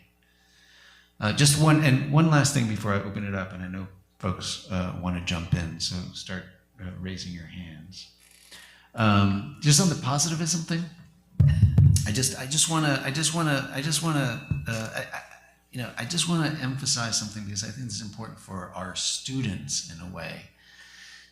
So the claim, I take it the claim is not that Auguste Comte was fascist or anything like that. It's that there is something in the mindset of the positivist, something in the mindset of the positivist researcher, right, that paradoxically ends up normatively justifying the status quo. Yes. And that's the point, right? And that's the dangerous point. It's the conservatism that is paradoxically in positivism. And I think that that's what he was saying when he was saying that positivism leads to fascism. Is that it leads to a kind of complete justifying of the status quo, non-critical attitude towards the present, non-normative attitude towards the present. And that's why all you students should not be doing positivist social science, right? Okay? Because it has that paradoxical normative effect of just justifying what you are studying, right? And doesn't allow you to kind of take that distance that, you know, the power of negative thinking provides for. Okay, so let's open it up because I'm sure that you're dying to ask some questions. Yes, Aaron, why don't you kick us off and why don't you take that mic? Pass the mic down, Usma.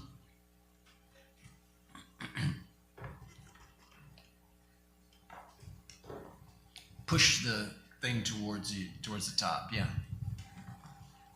There we go. Yes, okay. Thank you, Aaron. Thank you so much, Dr. Benhabib, for your presentation. I wondered if I might first just quarrel a bit with something you said, Professor Harcourt, about the English Reform Bill and Hegel. And then I wanted to ask a question about Marcuse as anti-fascist, which I think gets to kind of the heart of the discussion that has been raised thus far. Marcuse doesn't actually say that Hegel is reactionary, right? He agrees with Rudolf Heim that Hegel isn't opposing the Reform Bill out of a reactionary political philosophy, Hegel did not disapprove the tendency and content of the Reform Bill, but feared the danger of reforms as such. So Hegel's belief in the stability of the Restoration state was shaken, right? And I think he says later that he'd lost faith or confidence that the existing form of the state would endure, and so his philosophy ends in doubt and resignation.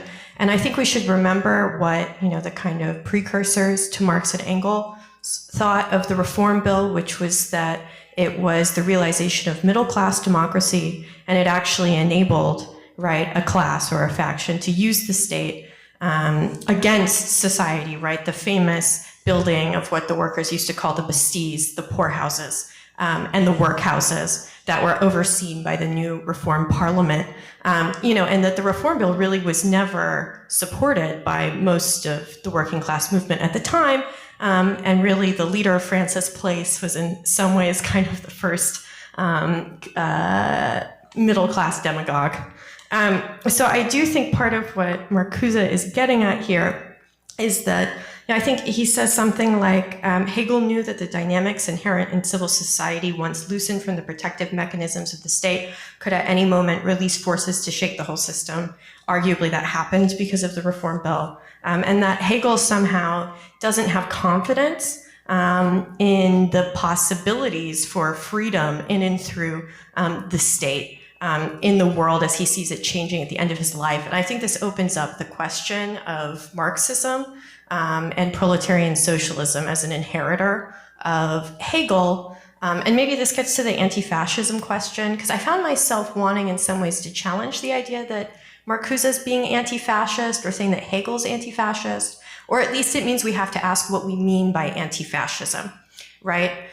Because, first of all, saying that fascism is anti-Hegelian means, of course, that it's the antithesis of Hegel, which means in a way it comes from Hegel, right? I feel like part of the point that Marcuse is trying to make throughout the book is that, the real inheritor of the problem of freedom raised by Hegel is Marxism, right? And sort of the deep illiberalism and anti-Hegelianism of positivism, right? And then later of fascism in a kind of much sharper way politically, right? Is the result of, the failure actually, the liquidation in the case of fascism, the literal liquidation of proletarian socialism, right? Politically, as well as ideologically. But that if one is not going to take up Marxism, actually one can't save Hegel. And I think this is really important writing in 1941, because there is, of course, a liberal anti-fascism, right, which is not Marxist. And then there's the official Marxist anti-fascism, which is the Popular Front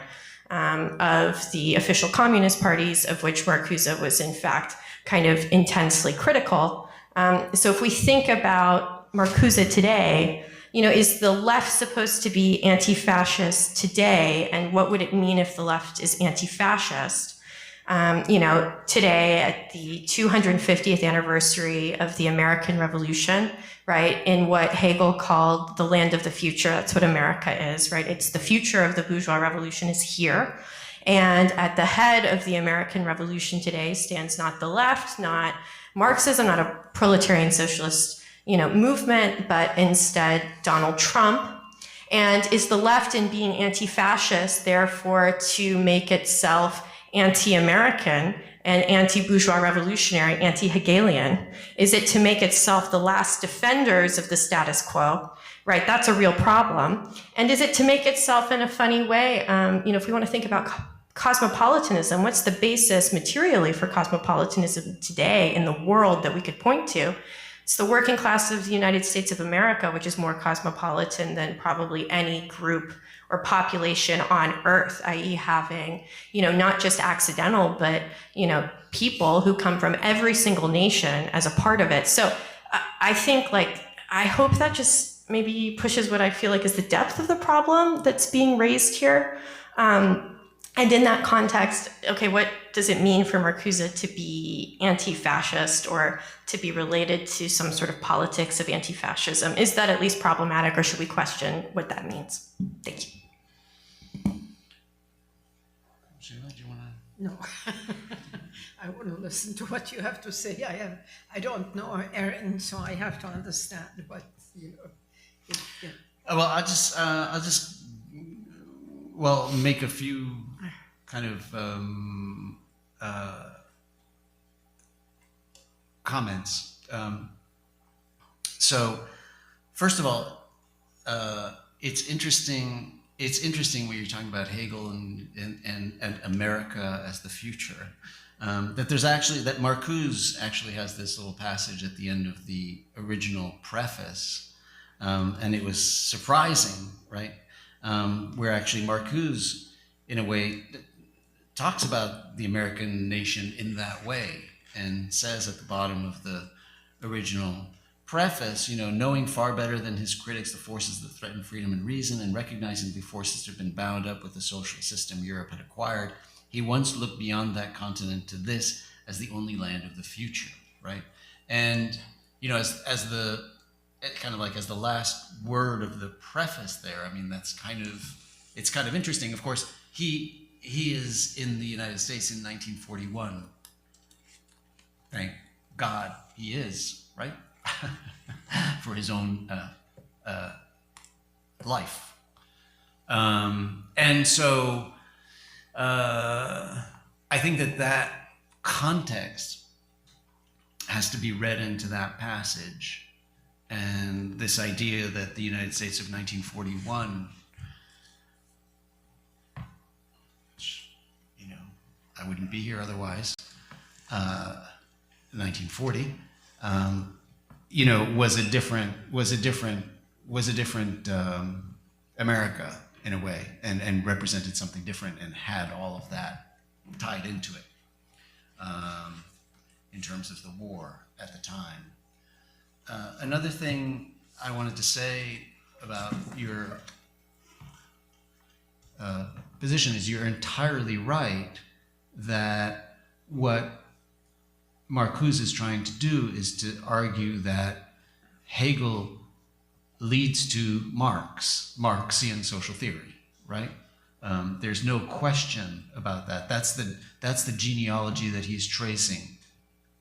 And he wants to refute other genealogies. He wants to refute other stories. He wants to refute the story, he explicitly does, that, you know, oh, there were right Hegelians and left Hegelians, and then there was, you know, Bruno Bauer and Feuerbach and whatnot. And no, he says, no. Those folks weren't even Hegelian, right? They didn't understand.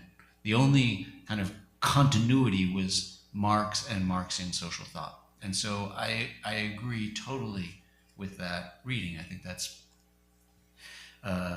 in here. Pretty, very, very clearly. Now, and then the third thing is that, I mean, I still do feel that when he talks about Hegel's philosophy ending in doubt and resignation in that passage about the Bill of Rights, that English Reform Bill, that he is taking that up, I sense, to criticize Hegel. That's where he ends with the Hegel. He's kind of like, look, you know, in 1831, you know, when he, at the end of his life, he is not a revolutionary by any stretch of the imagination, but much more conservative. So those are 3 points in reaction to what you said. Now, in terms of the larger provocation, I don't know, we can open it up to other people's thoughts, or maybe, yeah. Go ahead. I will come back. Yeah, what you were saying about the English Reform Bill and Hegel's reaction to it and so on is, I think, completely correct. I was looking for the passage in Hegel's Philosophy of Right where he basically addresses the question, so, okay, civil society creates this, he calls it pöbel, you know, this rabble, whatever. And these are the unemployed. What should we do about it? He says, well, if what's offered as public support, this is not dignified, because what we need is work. I think of all the debates, you know, about welfare and work, and, you know, he is, you know, in that sense, I don't know if we would call him a conservative Clintonian or whatever. Work instead of welfare, but for him, work is the principle of civil society, and the poor must have their dignity, right? So he's consistent, I think, in that respect. The political issues, look, they're very, very difficult because, I mean, the Frankfurt School, and I'm saying this for many of them, they were not party people. They did have a political practice during the war, and I don't know if you wanted to bring this up or not, but it's always been something of a sore point with the left. Marcuse and Neumann were working in the Office of Strategic Services down in Washington with the CIA. What they were doing is they were translating German texts about property and other issues. And there is a very good book that just contains now all their work and all translations. But when this became known, I remember being in the midst of a lot of discussions where this was taken. You see what the Frankfurt School was about. I think that's garbage, right?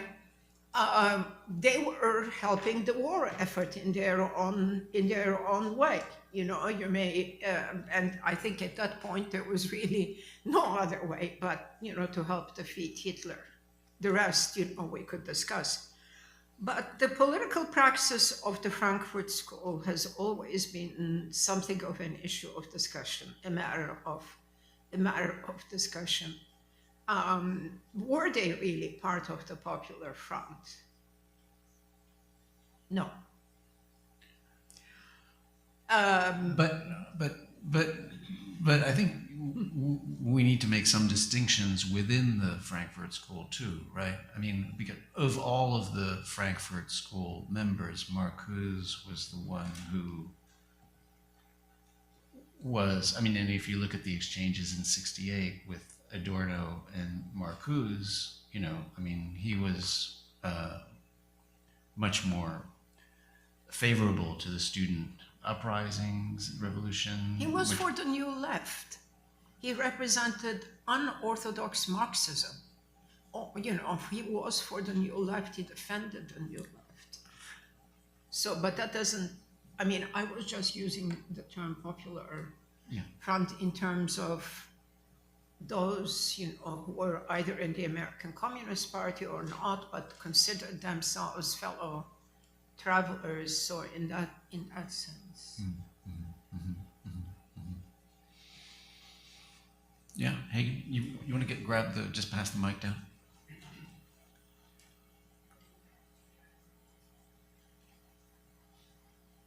This is good. Okay. Yeah, I think one interesting thing that I've heard recently between current comparisons between the U.S. now and 1930s and 40s Germany, particularly from Americans of color and Black Americans, is to think more to Jim Crow rather than to Nazi Germany, just given the history of America and who's been able to have rights and guarantees from the Constitution. So I think to the point that we're living in Hegelian times, I think I was thinking about that framework. I think that I think in a sense we are, but kind of thinking about the Hegelian dialectic that we talked about from last week, I think it's interesting to think about the U.S. Constitution and the founding of what we consider U.S. democracy, 250 years of democracy, as kind of a positivist principle with these ideas of unalienable rights, of liberty that are supposedly granted to all, but have this fundamental contradiction as outlined by the writers of the Constitution, by Jefferson, by the Founding Fathers, who knew of these contradictions in the same way that they owned enslaved people, and yet at the same time proposed these sort of absolute concepts. And I think, in a sense, I think you can make different arguments of how the administrative state changes in the 30s with the creation of the welfare state, and then again in the 60s with the Great Society. But I think, in that sense, I think the sort of student movements of the 60s and the civil rights movement and everything that Marcuse kind of talks about can sort of act as a negation to the fundamental positive principles of American society in the sense that it's seeking to, as we discussed, kind of pull back the status quo and offer a new definition of who gets to have rights in true equality rather than these supposedly absolute principles that only apply to property holding white men. And I think I'm still thinking about this, but I think that the idea that the left went too far, I think I would personally disagree with. I think what we consider as the left being the Obama, Clinton regulatory state, given how involved they were with things like deregulation and in giving power to tech companies in terms of the monopolization. We see how that in and of itself has kind of manifested in the political movements that we see that have led to Trump and the reason why so many Americans have shifted from someone like Kamala Harris to Donald Trump. I think I've heard many people kind of say that Trump is sort of the epitome of these American principles of this fundamental inequality between different people that's written within our Constitution, that it has always been this kind of fundamental contradiction, and that perhaps we can think of the negation in the 1960s with things like the Civil Rights Act as the reason why Marcuse was the sort of father of the New Left. And in thinking about the Hegelian dialectic, this the becoming after the object itself and the negation as sort of returning to the status quo of an America that is fundamentally unequal, which I think is being more clear, or is clear now more than ever. So I think just in that way, comparing what we've seen with ICE, with Keith Porter and Renee Good and Alex Preddy, I think is very similar to obviously Jim Crow and enslavement and the lynchings that we saw in the late 19th and early 20th centuries. So in that sense, I think the arc of American history, in my view, would follow a sort of Hegelian time frame, but I think thinking about where we are right now is almost a return to a status quo rather than a negation, even if the right has co-opted that sort of language. Thanks. Do you want to say anything? I would just make just a couple of thoughts. So you raised one interesting comparison, which was the relationship between Nazi Germany and our Jim Crow laws. And of course, on that, there has been excellent work by many historians, but James Whitman's book comes to mind of kind of the way in which the Germans were actually turning to some of the miscegenation and other laws in the United States, race laws in the United States as models, etc. Another thing I would, and actually on that, there's a really great exhibit of an artist, John Wilson, at the Metropolitan Museum right now, which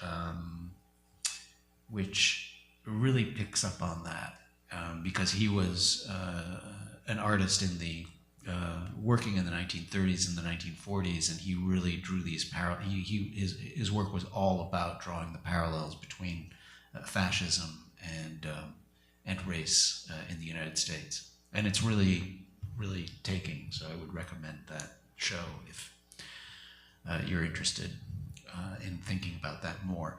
And the other thing I would say is simply in terms of the way I was trying to frame it, about the left, I was thinking more about the left. I would be putting Obama and Clinton in some kind of centrist space in terms more of the regulatory state, examples of the regulatory state, neoliberal forms of governing, which then I think that you could work on that the way you were talking about the way in which those forms of neoliberal governance fed into some of the ways in which the MAGA and the far right have kind of pushed against. But when I was talking about the negation, the loss of utopia, I was thinking more about the left rather than the kind of center left. Yeah, do you want to take that? Do you take the mic?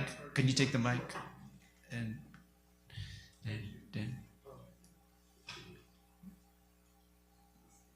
push it up.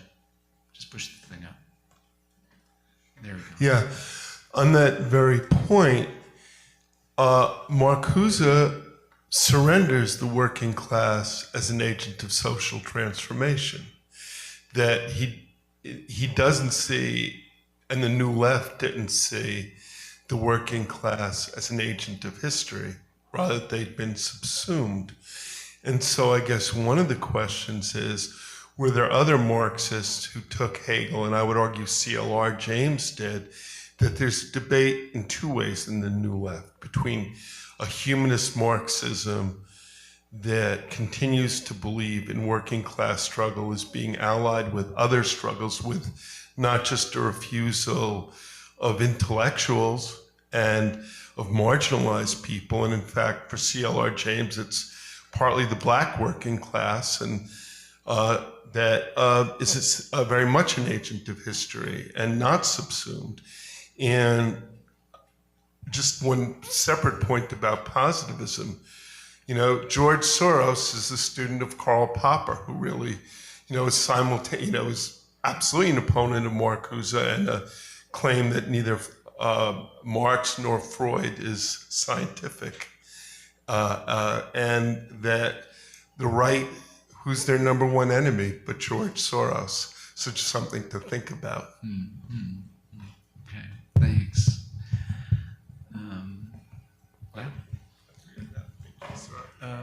Tony, could you pass the mic down?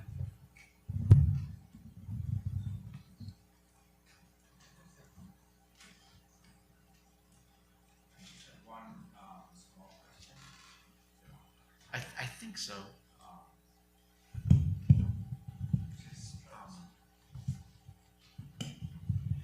I was sort of struck.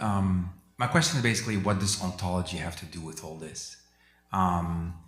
And the theory of historicity. I was struck by the fact that, so in 1964-65, Derrida gave his seminar, which was published a few years back, on Heidegger, the question of history and being, or history and the question of being, which begins very much in the same way that Marcuse's book begins from 1932, which is we need to discuss sort of Seinsgeschichtlichkeit, like the history of being, but at the level of being or ontology.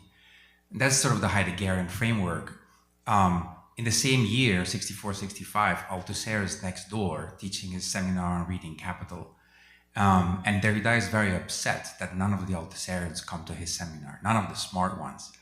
Because he says, if you guys want to do Marxism, you first have to understand the ontological determination of all these concepts like society, history.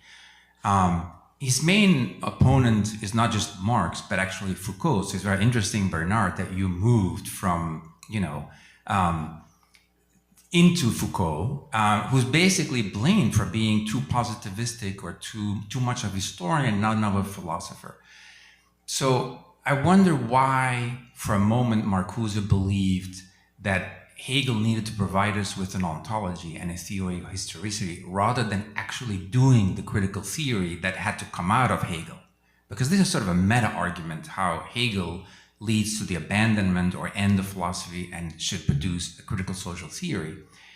But in this very dense book, he's actually not doing that work. He does sort of a Heideggerian spin on we shouldn't be dealing with the historical facts. That's mere historicism.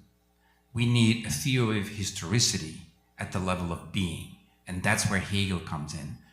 But Heidegger, when he was phrasing this theory in Being and Time, was very much against Hegel's philosophy of history. That was not the right theory.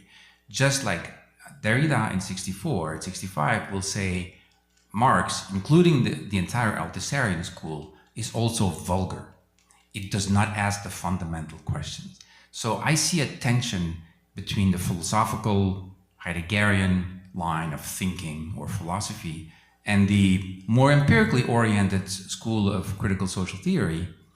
What exactly is the function of ontology in this whole debate? Like, is it trying, I think impossibly, to triangulate between these two to sort of show, hey, we can get we already knew that Marx got that principle of looking at what is in terms of how it has come into being. We didn't need sort of regurgitation of this in light of a very bombastic sort of theory of historicity. So, it sort of leads us deeper into this rabbit hole rather than out of it by calling it, a theory of historicity, which could sound a little bit like, let's not get too dirty.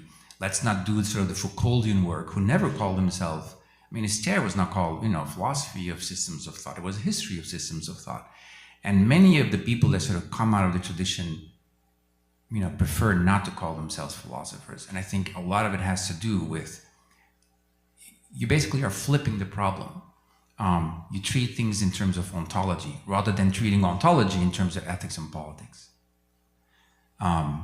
So I had this question about what's the role of ontology and in this triangulation between philosophy, Hegelian philosophy and critical social theory. So I think that's a great question, and maybe a question to end on in a way, to give your thoughts, your final thoughts, both in response to this question about ontology and then also the whole conversation. I'm not sure that Marcuse succeeds in this book. I think it is really the effort, if you wish, of a brilliant young man to try to push this philosophy that he is very influenced by. And in the article by Robert Pippin that we read basically says, where does Marcuse finally end up? And because there is no analysis of the concept of historicity either. Historicity seems to stand in some vague way for temporality, in some vague way for becoming. And I don't know if you would agree with my critique at the end of the translator's introduction that, I said, it's inconceivable that historicity can be thought of without some form of narrativity. Histoire vécue, there is no distinction in Marcuse's analysis between history as the telling and history as lived history. None of the sort of meta distinctions that we would make about the philosophy of history. So I don't think that he really got there. I think what he got to was some kind of a principle of social becoming. The becoming, that the social is always in the process of its own becoming. And I don't know if that is really enough. And it's it may be one of the reasons also why the book was never really discussed that much, right? There are many Jugendwerke, there are many works of youth that nonetheless do get discussed. This one, it doesn't, so just don't ask me why I wasted 2 years of my life. I wouldn't call it a waste, but I was at times very desperate about being able to complete this translation, but I should have learned my Hegel and Marcuse. But the point that you made also about Foucault and positivism, indeed,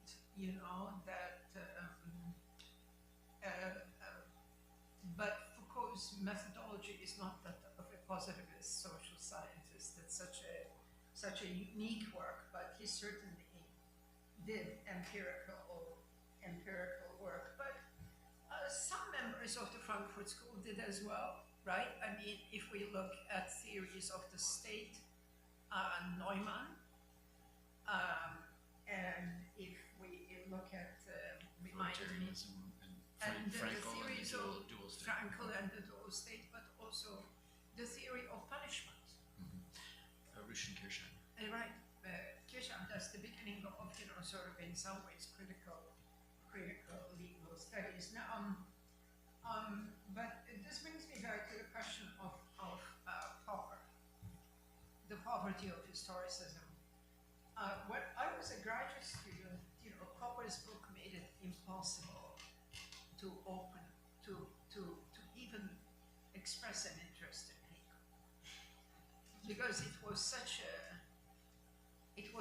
trashing, I'm not sure that it was the best thing, that I was trying to think of the date of the poverty of historicism, and I asked myself if in some ways Marcuse was also interested in refuting Popper, but I wasn't able to establish on time what the date. But I mean, Popper's Hegel is a fascist, but Popper's Plato is a fascist as well. So Popper, in that sense, is a tough now, why Mr. Soros likes Popper? He likes the theory of falsifiability, and certainly in the philosophy of science, that's a perfectly reasonable, rational position to represent. But what it has to do with Plato and Hegel, I mean, Popper. The school of logical positivism, right, in Vienna, there was always this profound hatred and competition between the Vienna and the Berlin and the Frankfurt trends. There really were. I mean, the Vienna logical positivists considered, Marcourt and the rest obscurantists, and it was a different mindset. What you're saying about C.L.R. James is very interesting. The only point that I would make is that I don't think we should be that sanguine about the critique of Soviet Marxism. I don't think we should forget it. Certainly, there were alternatives, like the maybe Afro-Marxist tradition. Certainly, I didn't know much about it then. But Marcuse wrote one of the first books that was critical, and that is important. Yeah, one final thought, I suppose, really, is that I suppose you could look at the Marcuse's trajectory ultimately as being one that abandons the effort of grounding anything in ontology, and moves from philosophy to critical theory, as he says very clearly in later on, and I don't think that I think that you already see that by Reason and Revolution. So I mean, I think you've already seen that in Reason and Revolution, because, as you were suggesting, he's already moved, basically saying that the proper genealogical heir here is Marxian social theory. So he's already made the move by 41, and then there's clearly no going back. All right. Well, so this has been a spectacular start to the seminar series. Thank you so much, Seyla Benhabib, for joining us.